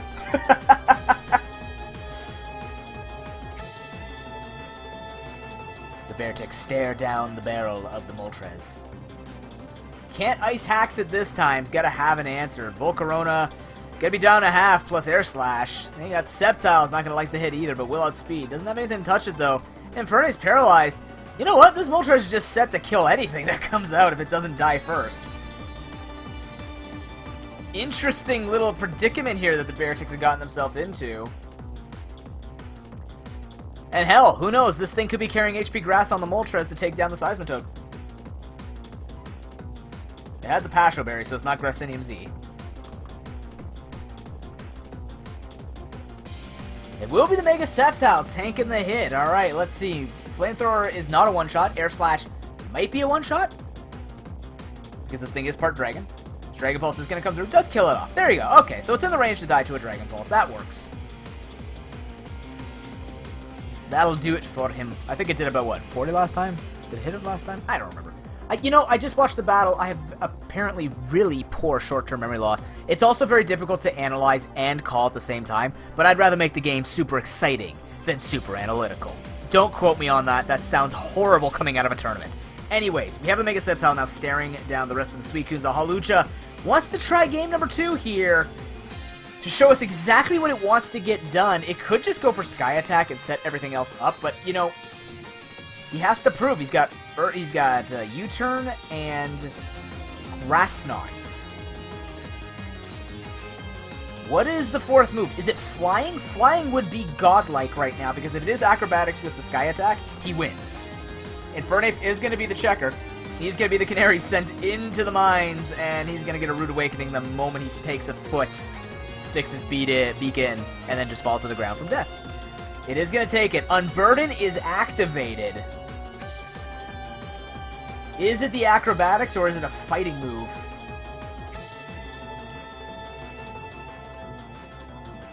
The intensity is killing me, but it's actually because Lukeman is causing the intensity.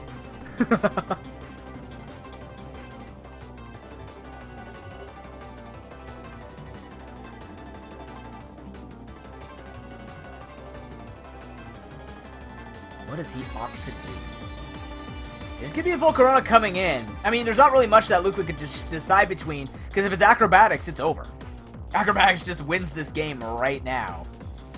Oh, man. Oh, he barely lives it, but we see the Sky Attack popped a second time.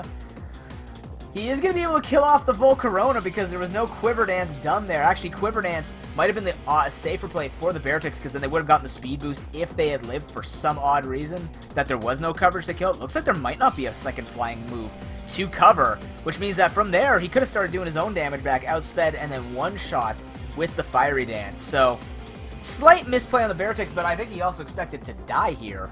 Potentially. I don't know, but if he expected to maybe have to choose between 4-move Syndrome, would have been more worth it for him for the Quiver Dance to keep his hopes even relatively alive. I think he may have done it, though. It is the Mega Sceptile versus the world. It's not going to be able to take on an Entei. It is going to be GG with the U-turn.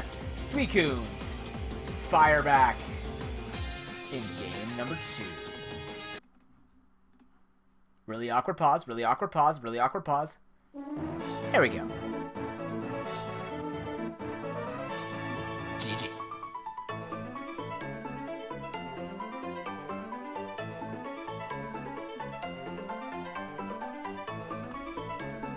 And with that, that is the third 1-1 on the week. Albeit, did not expect a 1-1 from that particular series, especially after what we saw was happening with game number 1 until those last 3 turns, or so.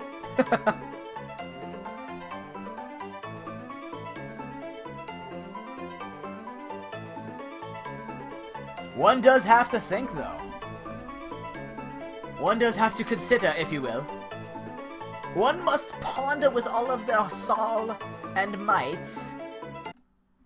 Why are there so many god-dang bells in that song? But the real question is, to what point, to what end, do we basically say that Gamer has gone too far? It is the story of Ivan, and it's not an insult when we tell this story, but it is the story of the growing pains of understanding the team and understanding the movesets. With having so many points, but then being able to win with that, points are great to get into the playoffs. But then when you have to bring a same moveset to be up to 3 best of 5s over 2 weeks, will it cut? Will it make the cut? Will it pay the bill?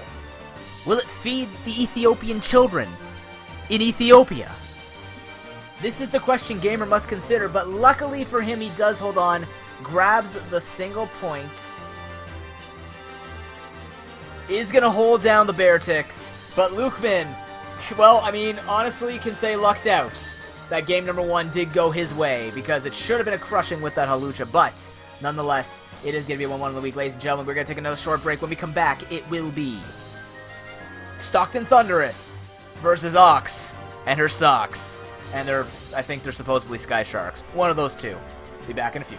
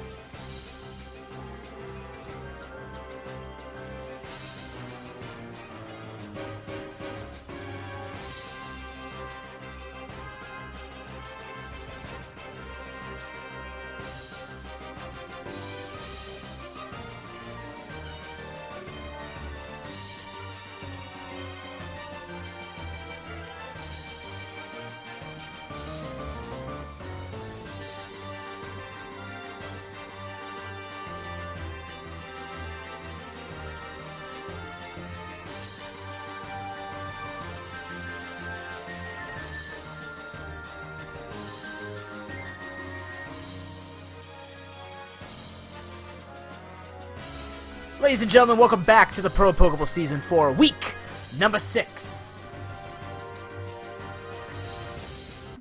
I have a story to tell. It's the story of our next matchup between the Sock-powered Sky Sharks and the Stockton Thunderous. I did this analysis at 2:21 p.m. today.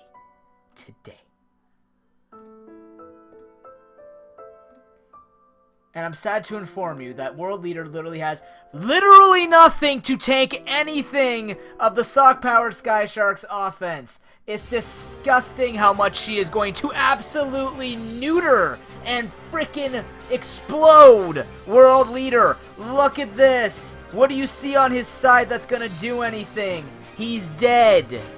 He has nothing to tank with. Weavile literally sweeps 10 of his 12 Pokemon, for the love of God. It hurts. It really hurts. Let's be serious, though. Let's be serious. When it comes to that's Stardew Valley. Hi. When it comes to the actual team comps, the big thing that I need to see from World Leader this week, specifically, is to see how much he can actually just tank the hits, right? Oxum has been successfully winning through literally ramming her face through teams with low defense. World Leader is not necessarily low on defense, but he has to use that Mandibuzz beyond any levels of Super Saiyan levels he can name off the top of his head in order for him to actually be able to survive this. Because that foul play will be the one thing that will destroy Oxum. Hands down. But there's so many things that can kill it. It's gonna be an uphill battle for World Leader. I want to stay as unbiased as possible. I don't want to give a caster's curse. Both might have just happened right now as we speak. But truthfully, I mean, it's right there, right? The power literally exists for Ox. This is Oxum's match to lose. This is literally Oxum's match to lose. She has so much pressure in this match. I would be very sad for her. I will be sad for her. And her team. But anyways. Here we go, ladies and gentlemen. Let's get into it. Let's watch this super sad story of how the Stockton Thunderous staved off the unending zombie horde of the Sock-powered Sky Sharks on that far side. Let's get into the team composition. That Mandibuzz is making its appearance, as well as that Bronzong, Psywave Bronzong, putting in enormous work for World Leader last time. Let's see if he can make that work again. I look at the other side of that, and that are the 3 Pokemon I was afraid of, the Weavile, the Feraligatr, and the Keldeo. Also, Tornadus T, or Thunderous T, being able to manage that Mandibuzz. Let's see what's going to be going on here. This is just going to be a straight Weavile lead, as per usual for the Sock-powered Sky Sharks. Just so much pressure coming out with that knockoff early. Can be really dangerous, but the thing is, does have to be careful, though, because once Weavile does its hit, it has to get a kill or it's dead. More times than not. But knowing World Leader, he has run Gyro Ball before on this Bronzong. I'm curious if he's just going to go straight for the rocks and risk the knockoff. Maybe risk that Oxum might be too afraid to switch. And she is going to switch as the Protect actually comes out. Oh, those VGC waves not dropping away from the singles. But nonetheless, the Crunch is going to come through to a lot of damage. In fact, more than half. As a Reflect, a little late to the party, but he will have it this time for this next round of shots. As he most likely will maybe either go for the rocks or switch out at this point, just being able to take the hit a lot better. At this point, the only thing that I want to see is a DD Flygon. That's really what I expect from World Leader. Literally looking at his entire team, D Flygon is the only way he's going to win this. Liquidation does absolutely nothing as a Toxic is now dropped on this. Although going for Reflect followed by a Protect honestly is a bit of a waste, in my opinion, literally because it wastes a turn of the Reflect. If you set up the Reflect, you generally want to set up for either a switch or something to play where you're going to put pressure on the opponent. But nonetheless, do see a switch in the Gligar from the Sky Sharks, as Psywave does a chunk to Gligar. Of course, that is based on a damage calculation that varies between, I don't know the actual numbers, but it could go upwards to 1.5 times your level. So that could be 150 damage done to Gligar, and Gligar doesn't have a lot of HP, but unfortunately for World Leader, it also has immunity, so he's not going to be able to put the Toxic on that thing. Good information for him in the future. If you're used to Gen 6, then you'll be very used to, you either had to run immunity but skip on, oh god, was it defog immunity you couldn't do? There were combinations of moves and abilities you couldn't do. I think it was defog immunity, so you either played with Hypercutter or defog, and that determined your move set, which was very limiting for Gligar. Now Gligar has free reign, so looking a little bit stronger. I agree, Ivan. I think we have to see his thing sweep. And hey! High five! Internet style. Boom! It is a Life Orb, not a Lumberry Flygon, but it is DD Flygon. He's going in right away with this. I 100% agree. In fact, he could set up in this Gligar's face. I don't think that knockoff was useful at all. I think you go straight into Keldeo right on this switch because you could take most of the hits, even Outrage. But now he can go for another Dragon Dance. He's looking really good to just do a bunch of damage. What is this thing going to go for? It can go for knockoff. It doesn't matter. Its item's already gone. Maybe she didn't see it knock off. This is bad. Yes, it can tank the hit. But is it worth it? I guess it kind of is because Weavile can come in after the Gligar dies off. But why waste this thing? Dragon God comes through. Ooh, not running a thing. But nonetheless, does make the most sense. Can tank up the hit quite well. Actually, not expecting it to take that much. Ooh, Stone Edge miss. At this point, the Roost is going to come through. Stone Edge would have been nice. +2 hit would have actually done less, believe it or not. Dragon Claw is doing as much as it's going to do. I think World Leader might already have lost this game. Because one Weavile's not dead, so even if it was to get the kill on this thing, it's not going to kill anything, and all he's doing is actually wasting his win condition. Stone Edge doing less than Dragon Claw. I realize this thing's good defensively. Didn't realize it was that good defensively, and with the Life Orb gone, yeah, World Leader might have just lost his one win condition, as a Roost is going to come out now, and she's going to keep healthy. She's going to keep it super healthy. He's going to lose it. That's going to be it. That's going to be game. The easiest game of my life. Let's go to game 2 really quickly. I just don't want to see the suffrage, or actually suffrage is a good thing. I don't want to see the suffering that World Leader's going to have once his sweeper is gone, because I do expect one more Roost. Once he rolls under 50 again, Oxen will most likely go for, actually a +4. Doesn't matter. Stays healthy, goes for it. She actually does attack one turn earlier than I would expect even. So, well played by her, being able to take down the Flygon. And that's it. He has nothing to answer the rest of this team. In fact, he's brought so much defense, I don't actually see Oxum losing as long as that Weavile is alive. So what can World Leader actually do? What can the Thundurus do? Considering his patent Pokemon is on the other side there.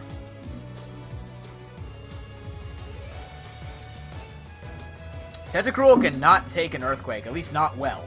It probably can't take it. He can also threaten, though, because he is faster and go for Scald, so Feraligatr will come in. Ice Beam actually being come out here. Good play actually going to Feraligatr because it's already toxic, so if it was Scald, there's no risk of a burn. So, decent for Oxum. Yep, her own Dragon Dance comes out. Knockoff is going to be nice, I guess, in a sense. Actually, the good thing here is because it wasn't Lumberry. Yes, with the Life Orb gone, it makes this thing's time to do even more damage, even less. And with that knockoff there, I think, no, it wouldn't have saved its life, just barely. It would have saved its life just barely. It would have lived just barely from that crunch, but nonetheless.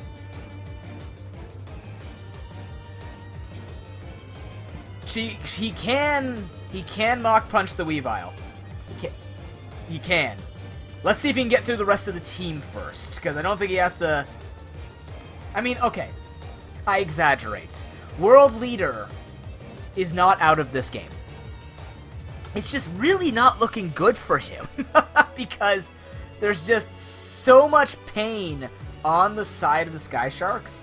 It's going to be really difficult, especially when he's given up his one win condition in that sweeping thing when he wasn't able to get rid of the one Pokemon he needed to, which was the Gligar. He's definitely going to know that for game number 2, though, and both of them have the knowledge that both of their DD users have Life Orb and not Lumberry. So, important that status is going to be very effective here in this particular situation. But now I'm concerned because Oxum has all the free reign in the world with all of her offensive Pokemon.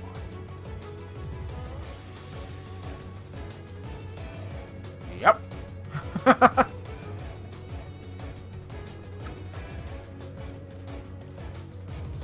Decidueye could actually come in here because Spirit Shack will be nice, but also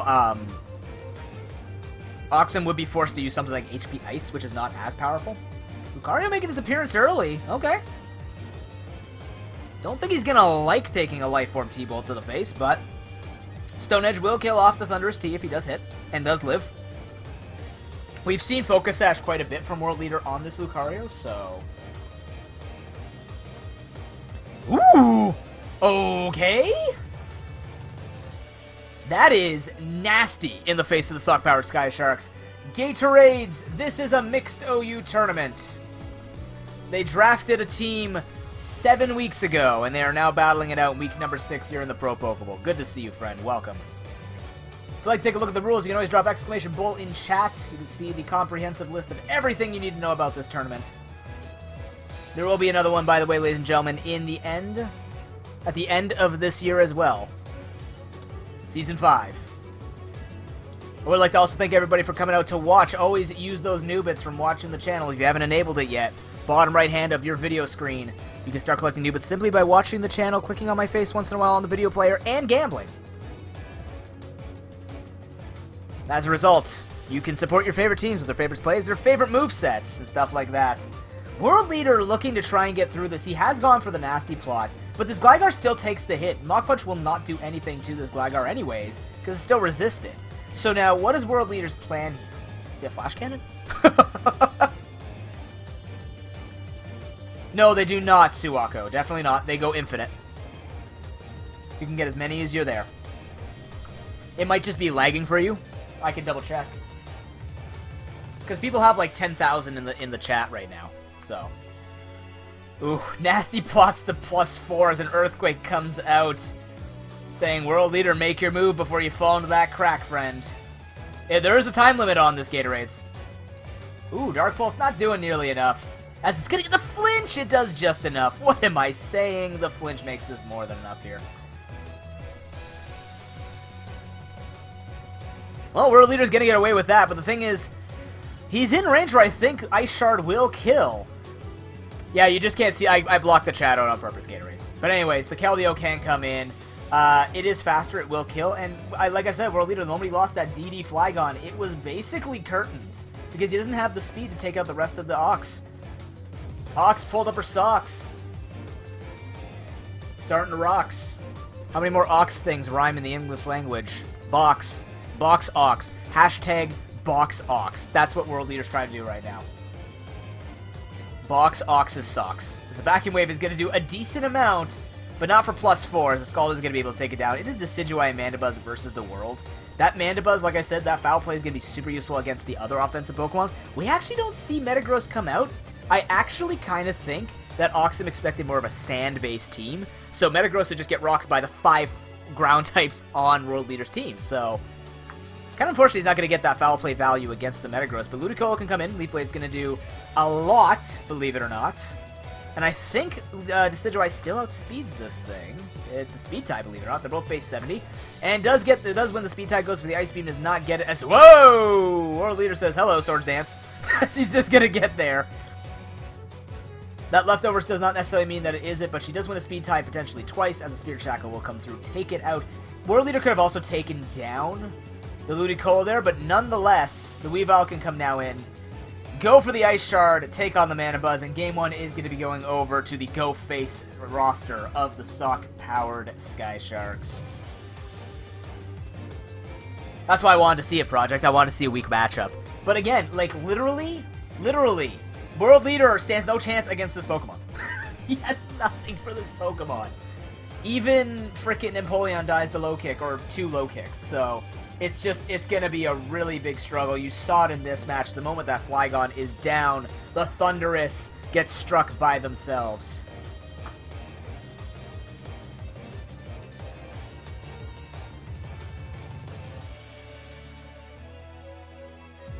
Takes the hit, shows a bit of life. Let's see how much Foul Play does. Yeah. Oh. Ooh, and the sad story continues as the Thunderous do want to win. As the Foul Play comes through for some reason, we see a switch. Doesn't want to risk the Icicle Crash miss. Knows he can kill with Thunderbolt, I suppose. And that will be game number 1. Going over to the Sock-Powered Sky Sharks. GG. F in chat for World Leader. as this will continue to play to basically set the tone for series number 4 tonight. It's just, it sucks so much because World Leader by no means is a bad player. It's just one of those bad matchups. And he's kind of just dug himself in this little hole of, like, he just can't take it. The Tentacruel and Bronzong are going to be very good for him here. They are. The Flygon needs to be used a lot better. So now what can he do? He has the 4 defensive Pokemon. I think based on whatever is on his moveset, he can set it up to be successful. But he really needs to kill off that Gligar. His best bet is looking like Tentacruel. Maybe Empoleon comes out to force out the low kick from Weavile. But I don't know, man. Like, this team is just absolutely disgusting. It's a trade pool, Gatorades. If you want to see all the extra information on the teams and stuff like that, you can actually go to the bottom of the channel under the Pro Pokeball section. You can find everything you need to know to keep up with this, just like a fantasy team. It's a fantasy tournament. You can do it. It's just her power is beyond imagination for World Leader, though. But I think he can do it. I think he can take a game back because we saw, even with the Alaskan Araquanids versus the Pichu Warriors earlier, Doodle had the better draft. Should have been a stomp. But Mitchie has the experience, right? He brings out the plays, sets up his Sharpedo, and wins from there. World Leader can do something similar here with the Flygon. Is it going to be as effective? Probably not. He's going to have to put in a lot more effort with his plays, with his outplays, and arguably, how can he outplay somebody just ramming your face into you, right? Oxum's got the easiest strat of click strongest button and win.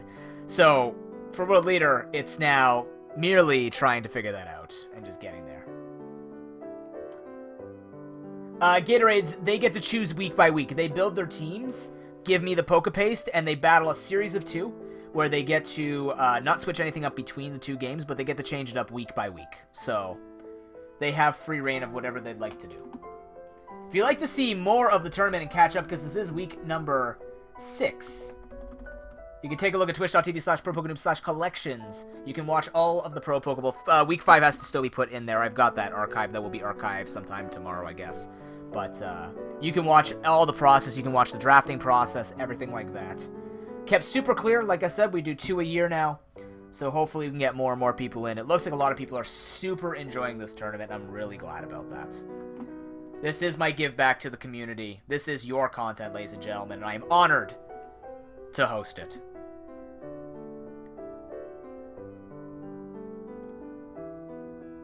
They're still making their trades. They're still trying to think it out. Oxum laughing it to the bank, knowing that she has the upper hand here draft-wise.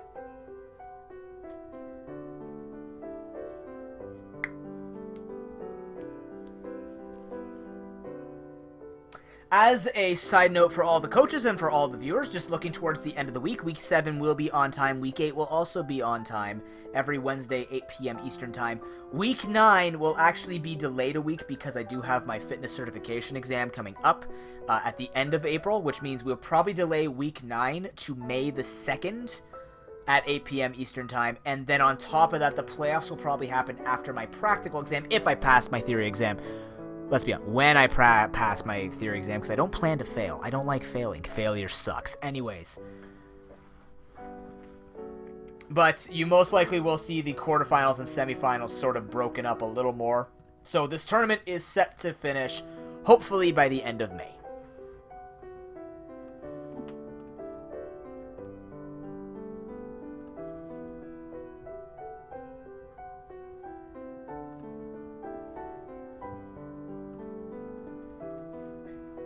That's not a sad story anymore. He knows he's getting destroyed. Let's see.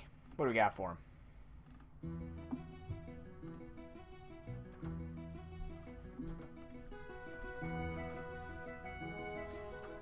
So keep that in mind if you are looking towards it.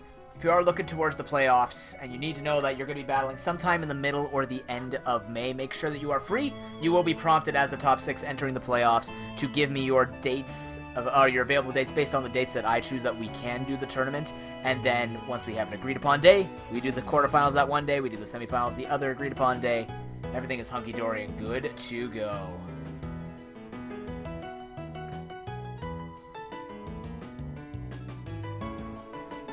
Oh, looks like the match is up. Whoa. Let's see what we got. I like it. Good choice. Random Windows Media Player chooser thing. Alrighty. World Leader needs to make this work. He picks up the Empoleon and the Camerupt off the roster. Says, join me, friends, as we enter game number 2 between the Stock-Powered Sky Sharks on the far side and the Stockton Thunderous on the close side. Ox doesn't need to change her socks. World Leader's looking to dirty him up, rip him up a little bit potentially. Make it his game number 2. He wants this. I don't blame him. Oxen has been on a rampage recently with her empire of analysts. Can she be taken down? Can one man defeat an army? Let's see. I do think the Empoleon's going to be a great lead-off here against the Weavile if it did lead, but we do actually the Feraligatr lead. This is also a decent matchup for the Empoleon to start off with. Can go straight for the Scald, try and get the burn on this thing. We know it's DD Life Orb, so going for the Scald here is like the safest thing for World Leader to do this. Indeed, Gatorades. Good call, man. Good ear. Ooh, no one's actually called that out. I'm surprised. Either way, let's see. So, Scald really does a lot of work here for the side of Stockton Thunderous. What does Ox want to try and accomplish? Now she has to get through a Steel type. Yeah, this thing has to come in. Ooh, Grass Knot actually shows up here. I still think the safest play would have been going just for the Scald, but nonetheless, opts to try and go for the super effective damage. Ox is a person who just goes face, but she knows not to stay in anymore. She has evolved. She has learned. And now World Leader has to make the answer. Camera Up does sound like the best idea. That's actually a lot of damage from an HP Ice, though, believe it or not. Mega probably takes a little bit less, but still, that's just so much damage. And if that's base 60, Focus Blast will kill. So if she hits it, she kills. Oh, never mind, Grass Knot, my bad. Completely forgot about that. It is a giant volcano. It is going to break it down, and there it goes. So Mega Camerupt is gone, as now Tentacruel is going to come back in. We know that he could take at least one hit. Sludge Wave probably doesn't kill from that range.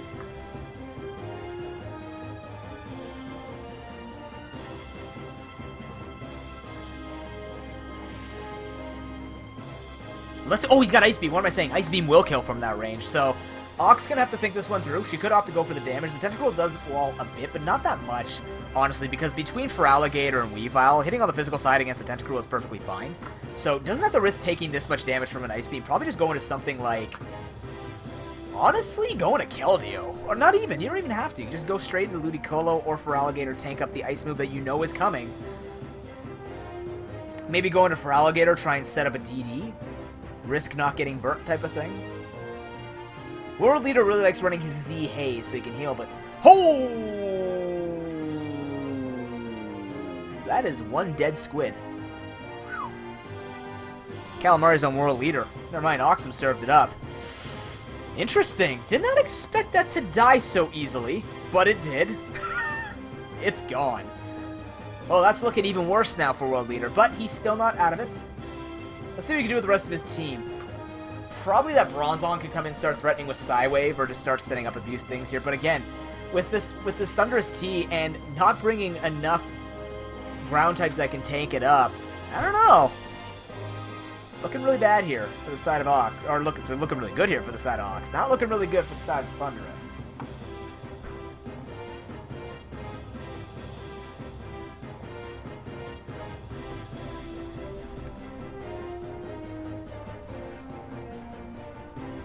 What will World Leader do?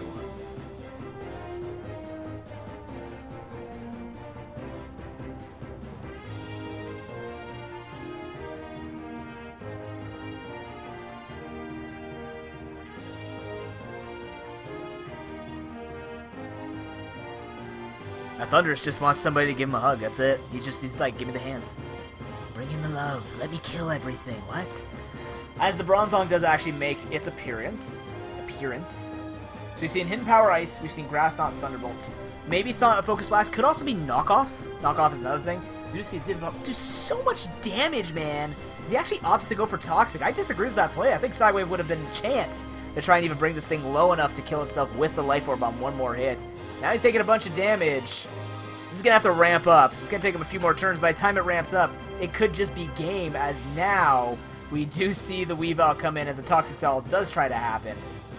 Weavile's going to make its time in. If World Leader wants to heal up, he can go for one more protect. Instead, he opts to go into the Lucario to get knocked off. Ooh, justified boost. Oh, and we don't see something knocked off, so this is Z-move. Interesting. Okay, so there is a Z-move confirmed on Lucario because Mega Lucario is banned in OU. So, gets the attack raise. Vacuum Wave is very much a threat here because Ice Shard is not going to work, and Vacuum Wave will one-shot the Weavile. I like this play from World Leader. Excellently actually planned out by him, as Vacuum Wave is going to be revealed as the Keldeo takes the hit right in the throat. Unfortunately, it didn't tug its head in, but nonetheless, not a big deal for Oxum, just makes the switch correctly. But World Leader showing that he has something to answer that Weavile. I do have a feeling the second time he does that, I think an Icicle Cratch will be a prediction, but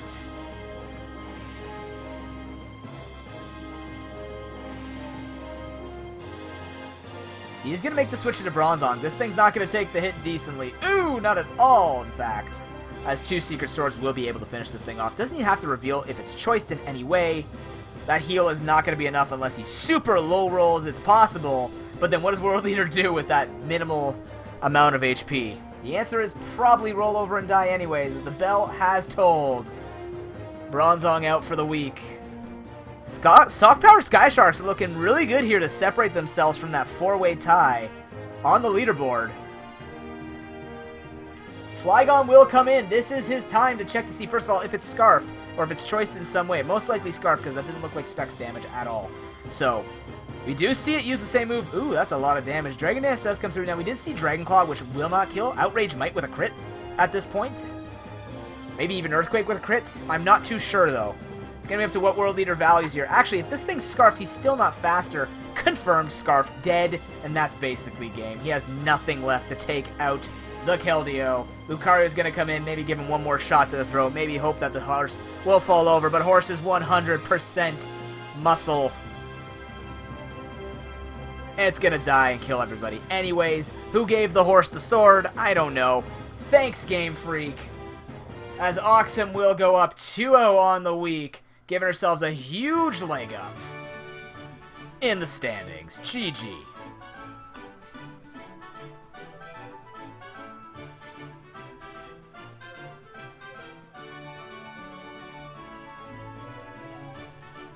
Unfortunately, it was just not the week for World Leader.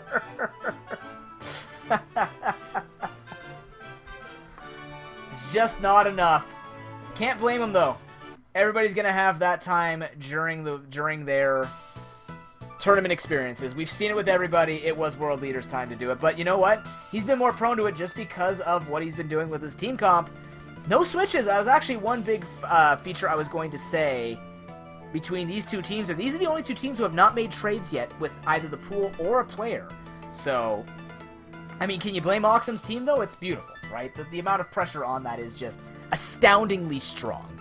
And as a result, makes it so that just does a lot. So, World Leader does much better against the slower teams. Hopefully he'll have another opportunity in the next 3 weeks of battles. But ladies and gentlemen, we are going to take one more break. When we come back, it will be the final match of the night between W. Wellington and the Okeechobee Toros. You've been watching the Pro Pokeball Season 4, week number 6. See you in a bit.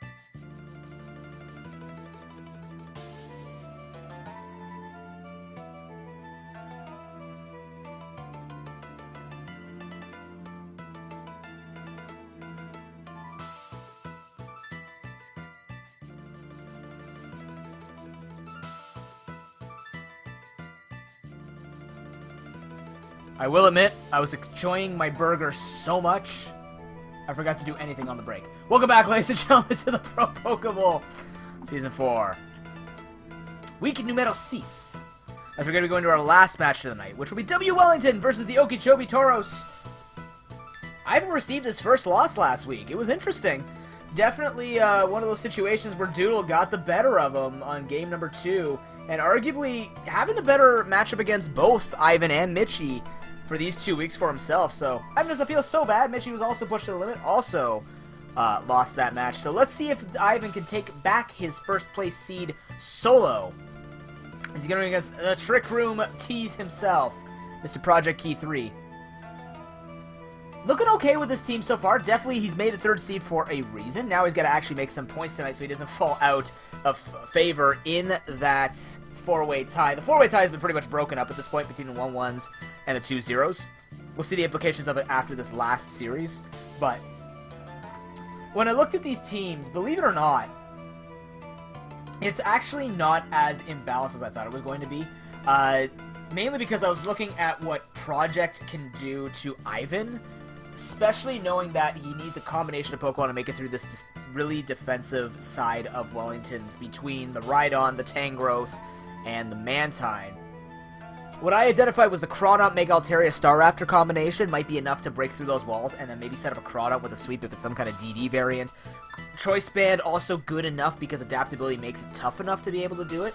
On the side of Ivan, though, I think he has enough power to actually blast through.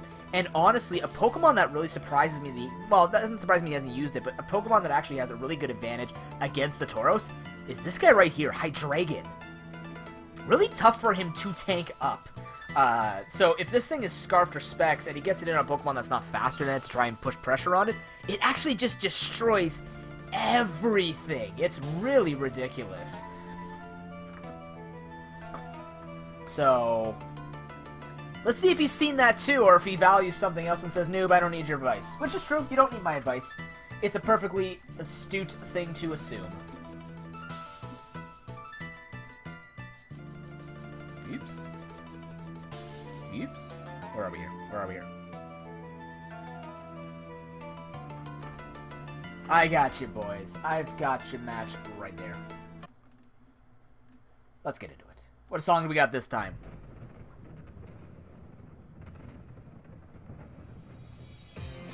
There we go. Let's see this match play out between the Okeechobee Toros on the close side and W. Wellington on the far side. Fire Punch instantly fired out against a Rocky Helmet Fortress from that Rhydon. Rocks exchanged in exchange for a bunch of damage. Let's take a look at these teams. Looks very Trick Roomy. The first hint, nothing is above base 75 speed on the side of the Toros. So I am getting my dream. Though it's gotta be Trick Room, man. God freaking bless. I get 2 teams, both Darkness and now Project, appeasing the Noob Lord with Trick Room shenanigans. Trick Room's really hard to play, but can have really great implications against getting advantages against other people. Either way, we are going to see the Mega Aggron come out. We've seen a lot of good value out of this Mega Aggron when he traded up for this in week 3 or 4. It's been helping out Project quite a bit, and with a Trick Room team, this is going to be really good. Low Kick being fired out, so revealed that it is Iron Head Low Kick, not Heavy Slam. We do see the Machamp come out. Another Machamp was also on my radar for W. Wellington. I was wondering how much value he'd get. It's actually pretty good if he predicted Trick Room to come in, because it's fairly slow. It will actually still be slower than some things. Not everything, though. The Knockoff is going to be coming through. Get rid of that Leftovers. I know that's Suwako. Definitely. This is not going to be able to kill off the Cresselia second time. And there it is. Say hello to Trick Room. Now, the problem with Trick Room in singles is you usually only get about 2 turns worth unless the Pokemon that's attacking is using Trick Room itself. Now, obviously, Ivan has really put some thought into this. He's brought both the Machamp and the Reuniclus to just balance out, so he actually has super slow Pokemon to abuse the Trick Room as well. Flareon will be coming in. I don't think it's going to appreciate a hit. Ooh, Thunder Wave shown on the Reuniclus. We've seen this before where an offensive Pokemon is carrying a utility move like Will-O-Wisp, Toxic, or Thunder Wave in this case. As, yeah, Flareon's already slow. It's going to be super slow, so it's always going to move first now. Actually, maybe not the best play by Ivan here, because now Flareon will be able to go for the attack, except it gets paralyzed and then wrecked.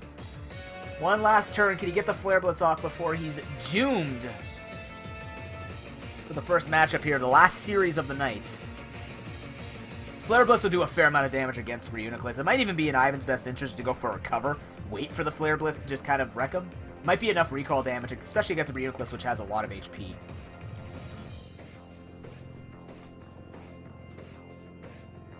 Not too sure. Although I also expected that the damage would come first instead of the Thunder Wave. So now he's got to put himself in a situation where either you have to tank up the hit. Are you kidding me? Double para. Oh, that sucks for Tauros. I mean, the best thing that Tauros could have done was get damage there, and he's going to get actually nothing. Loses Trick Room, and Reuniclus reigns supreme, being faster because of the paralysis. So, Project getting destroyed by hacks. As the Trick Room once again is going to be set up. He is moving slower, so he will be able to go for the Moonlight, get the heal off. Calm Mind will come out, though, from the Reuniclus, so he better have something to answer this really quickly. Hariyama's not going to be the thing. Mega Aggron will have to try and find his way through this. Focus Blast, very well possible on this moveset. Just kidding, I've seen the moveset. It's not. Good play by Project reading the moveset and not me. It is only solo Psyshock, and because of Psyshock, this is a Mega Aggron, by the way. It's got a lot of defense. He's going to have to Calm Mind up and do a bunch of damage here. Iron Head is flying through, is still moving slow, but now he's going to be moving faster, which means he can go for the Iron Head flinch. Will he return the hacks? He does not. But he still has chances here. Hacks is abundant. Is 20% per hit, not 20% one game. Trust me, we've seen a ton of hacks in a lot of battles. Welcome to Pokemon. It's in Ivan's best interest here to just keep set. If he's going to be going this far, he can go to +6, try and just win from here. But he can do it, believe it or not, depending on how much HP Reuniclus is left with. Because, yes, Hariyama will outspeed and go for knockoff. Whether or not the knockoff will kill without a boost from Guts or anything like that's a different story. He ends up switching, doesn't want to take the risk. The Iron Head will be hit against a giant pile of Tangles in the form of Tangrowth. And this is the thing where we really expected Staraptor to shine against. Because it'll go for Brave Bird, but it most likely will not kill the Tangrowth either. So it's kind of like Project has ways to be able to combine his offensive threats to get through to Ivan. But then Ivan also just has the offensive threats against that. So it's like, you have Staraptor. Okay, Tangrowth gets hit, then he has a Manectric he could bring, for example. There's just so many ways for Ivan to answer what Project wants to accomplish this week against him that it makes it very difficult for Project. It puts a lot of strain on Project. So now the Tauros have to become creative and intuitive against the ingenious fellow on the other side here in Ivan, the man who is the Berry Master himself. He is going to go back into the Mega Aggron as Calm Mind is set up again. Ivan wants to do this Tango, and he's just getting leftover recovery at the same time. He doesn't really care. If is he taking damage? He's not supposed to be taking damage. He's not. So he is Magic Guard. Is important. Sometimes we've seen Regenerator and run him once. You have to ask. Crust comes out. Earthquake will come through again. We haven't seen knockoff from this Tangrowth yet. We also actually do not see... Is that a Choice Band Tangrowth? Wait a minute. Ooh, okay. Project making the great play here, making the Hariyama switch into the Reuniclus, which means to be faster and instantly gets his Gust boost. Goes for Fake Out. Okay, will be about 9% damage he's done with that Fake Out in exchange for 6% of his own life. 1.5 times value. Oh! Oh! Ooh. Bullet Punch? He outspeeds anyways, what am I saying? Haha! Oof. Literally, if he had 3 fingers and a thumb, he would have killed Reuniclus, but misses the kill by 1%. Has to take the Psysock damage. Miss out on another opportunity to use, like, well, it wouldn't have, yeah, actually, no, it would have been okay, maybe, to take the hit. Potentially, probably not, but still nice to say that he had full HP to maybe bring it back in another time, or at least full HP with a Flame Orb. P2 will come in against the Starmie, as Machamp is now going to make its face. The Trick Room will come out. So now he's got Trick Room. Let's see what this thing's going to go for. Shadow Ball is actually the choice. That looks like an Assault Vest Machamp, and that's going to go for Close Combat. Wreck the Duck. Usually this thing is very difficult for people to kill. He's got both Porygon 2 and Cresselia, and Ivan's making it look like it's nothing. He's just using the great moves. He's got so much power on his team as well, as this is just going to tank up the hit way too well. Even with a -1, just nothing. He knows he could take the hit. That's definitely Assault Vest.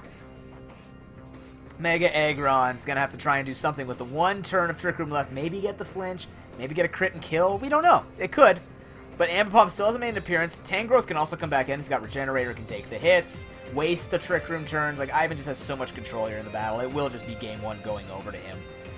Most likely, as the Earthquake is fired off. Iron Head still doing more damage. But yeah, knockoff, not going to do anything.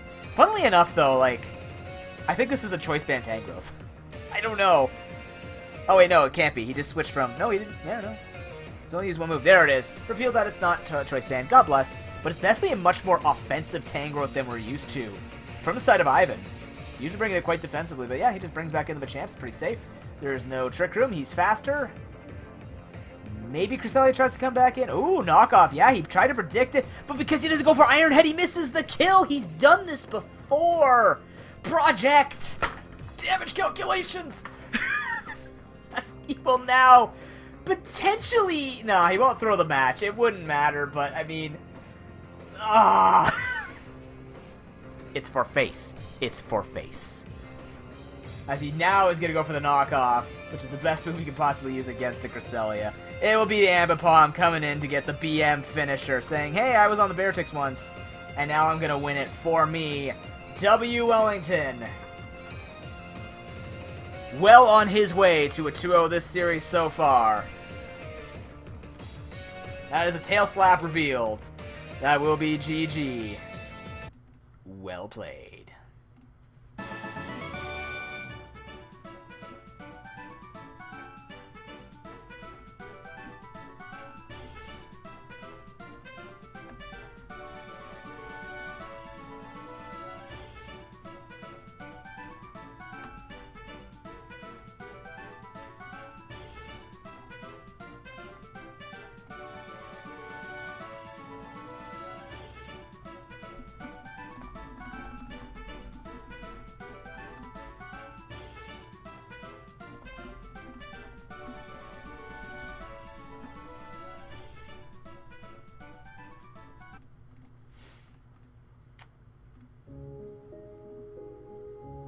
I don't know, man.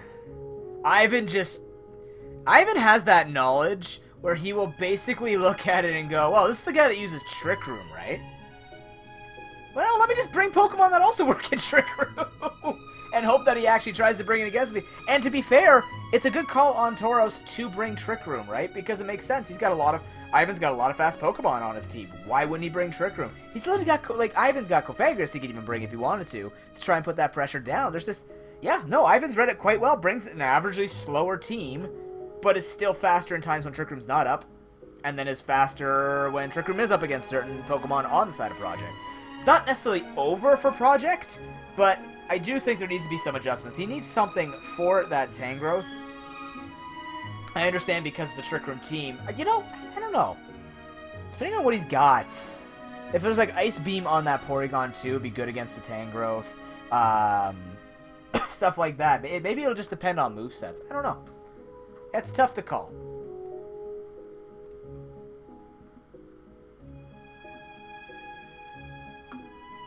One thing is for sure, though, Ivan's got a good read on this week, and, I mean, hey, that's what we're expecting, right? That is the way to do it. And without this sad music, I gotta take most of the sad music off this, playthrough, or off this playlist. It's just not right. But anyway, boys, let's get into the last match of the night. The Okeechobee Tauros looking to take a point off of W. Wellington. Can he do it? It is Rhydon versus Matt Hardy all over again. Same deal, same old song and dance. Fire Punch, Rocky Helmet, Stealth Rock Exchange. Ivan switching up nothing. Tauros also switching up nothing. Feels confident maybe they could play out their move and play out their sets a little bit better, but exact same time, maybe 1% more done on the first Fire Punch. The Hirayama actually makes the appearance now. This is a better play. He can get his Flame Orb set up a lot more. The problem, well, he can actually go for Fake Out to set it up for free.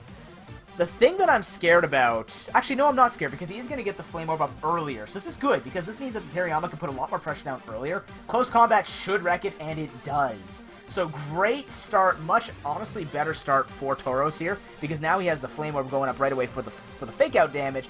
But also, he's only lost one Pokemon and not a lot of health. So this is actually an improvement from game number 1. Starmie will come out now. This is what he wanted to look like after killing that Reuniclus last match. But he is going to have to make the switch here. Does go into Cresselia, can take most of the hits. Z-Power Hydro Vortex. Doesn't even do half because it's Moonduck. And Moonduck does not care. But that's good. So Waterium Z wasted on the side of W. Wellington. Basically wasted because it didn't get anything done against this Cresselia. Yeah, maybe 2 Hydro Bumps can kill it from here. But if he sets up the Trick Room, Moonlight comes through. He's perfectly fine. Project off to a much better start in game number 2 here. Maybe he can make it the 4th 1-1. It'll be the reverse where we usually have 4 2-0s and 1 1-1. Maybe it'll be 4 1-1s, like 1 2-0.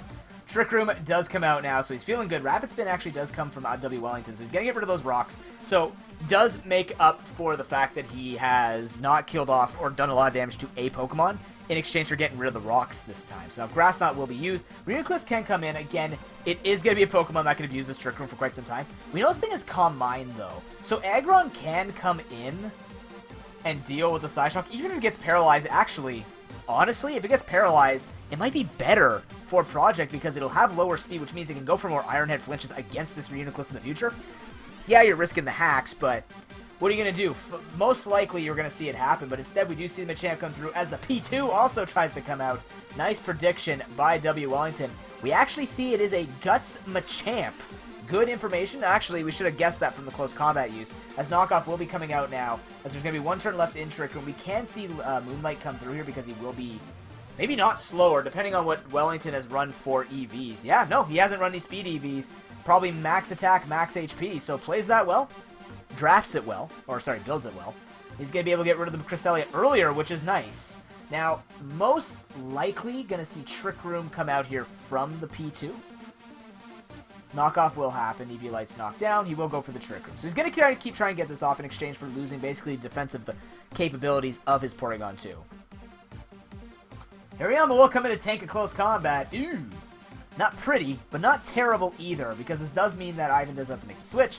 But, you know, Ivan doesn't mind making the switch. Tangrowth can come in, take the hits. If Knockoff's coming through, though, it might be a little bad for the Tangrowth as the Fake Out does come out. Honestly, a bit of a waste in my opinion for Project, mainly because the Fake Out isn't going to do much knowing that Machamp doesn't want to take damage, but also for Ivan, just not knowing that he could take the hit. His close combat is going to come through. Actually, there's a sizable chunk to it as Giga Drain will finish off the Hariyama. It's down to a Flareon and an Aggron. Might be a little difficult to get through that Starmie, but hey, if he's got Thunderbolt on that, or Thunderbolt or Discharge on that Porygon 2, could be able to pull stuff up.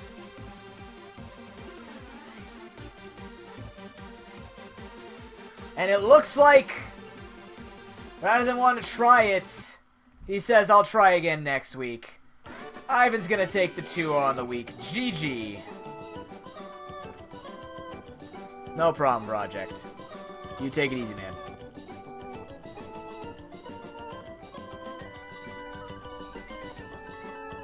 With that, though, there are going to be some huge implications in that tiebreaker if I'm counting it correctly, but let's take a look at that right now. Oops, there we go.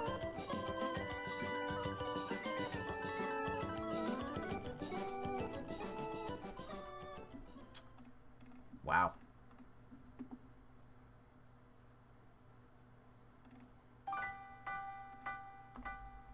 Unfortunate for the Tauros. It looked okay, but Ivan just very smartly brought the right comp to take him on, right?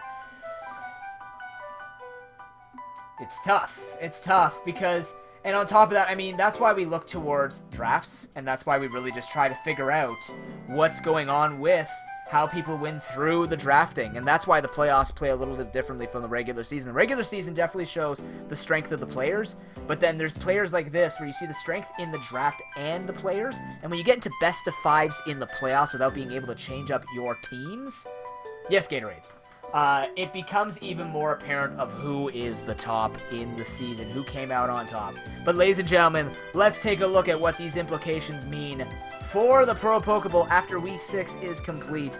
There is a big shakeup in this thing as once again... What? Did I not save it? I may not have saved it. That should not be right. He should be way ahead in points now. He should be ahead by 2. Yep, didn't save. Oh well. Update scores. Okay. Reset. Come on, come on, come on. There we go. I saw it. Now, who should actually be in first place is W. Wellington with a whopping 16 points.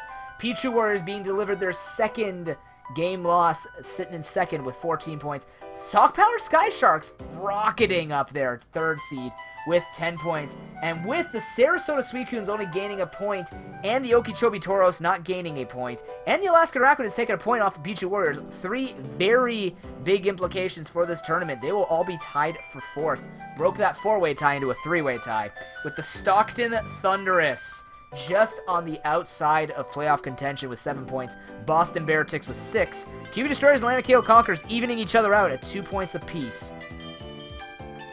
It's close. They have 3 weeks left to try and make it into the top 6 to make it to playoffs, and there is still that enormous tie. But you can see at this point, boys, like I said, after week 3, you start seeing a little bit of separation.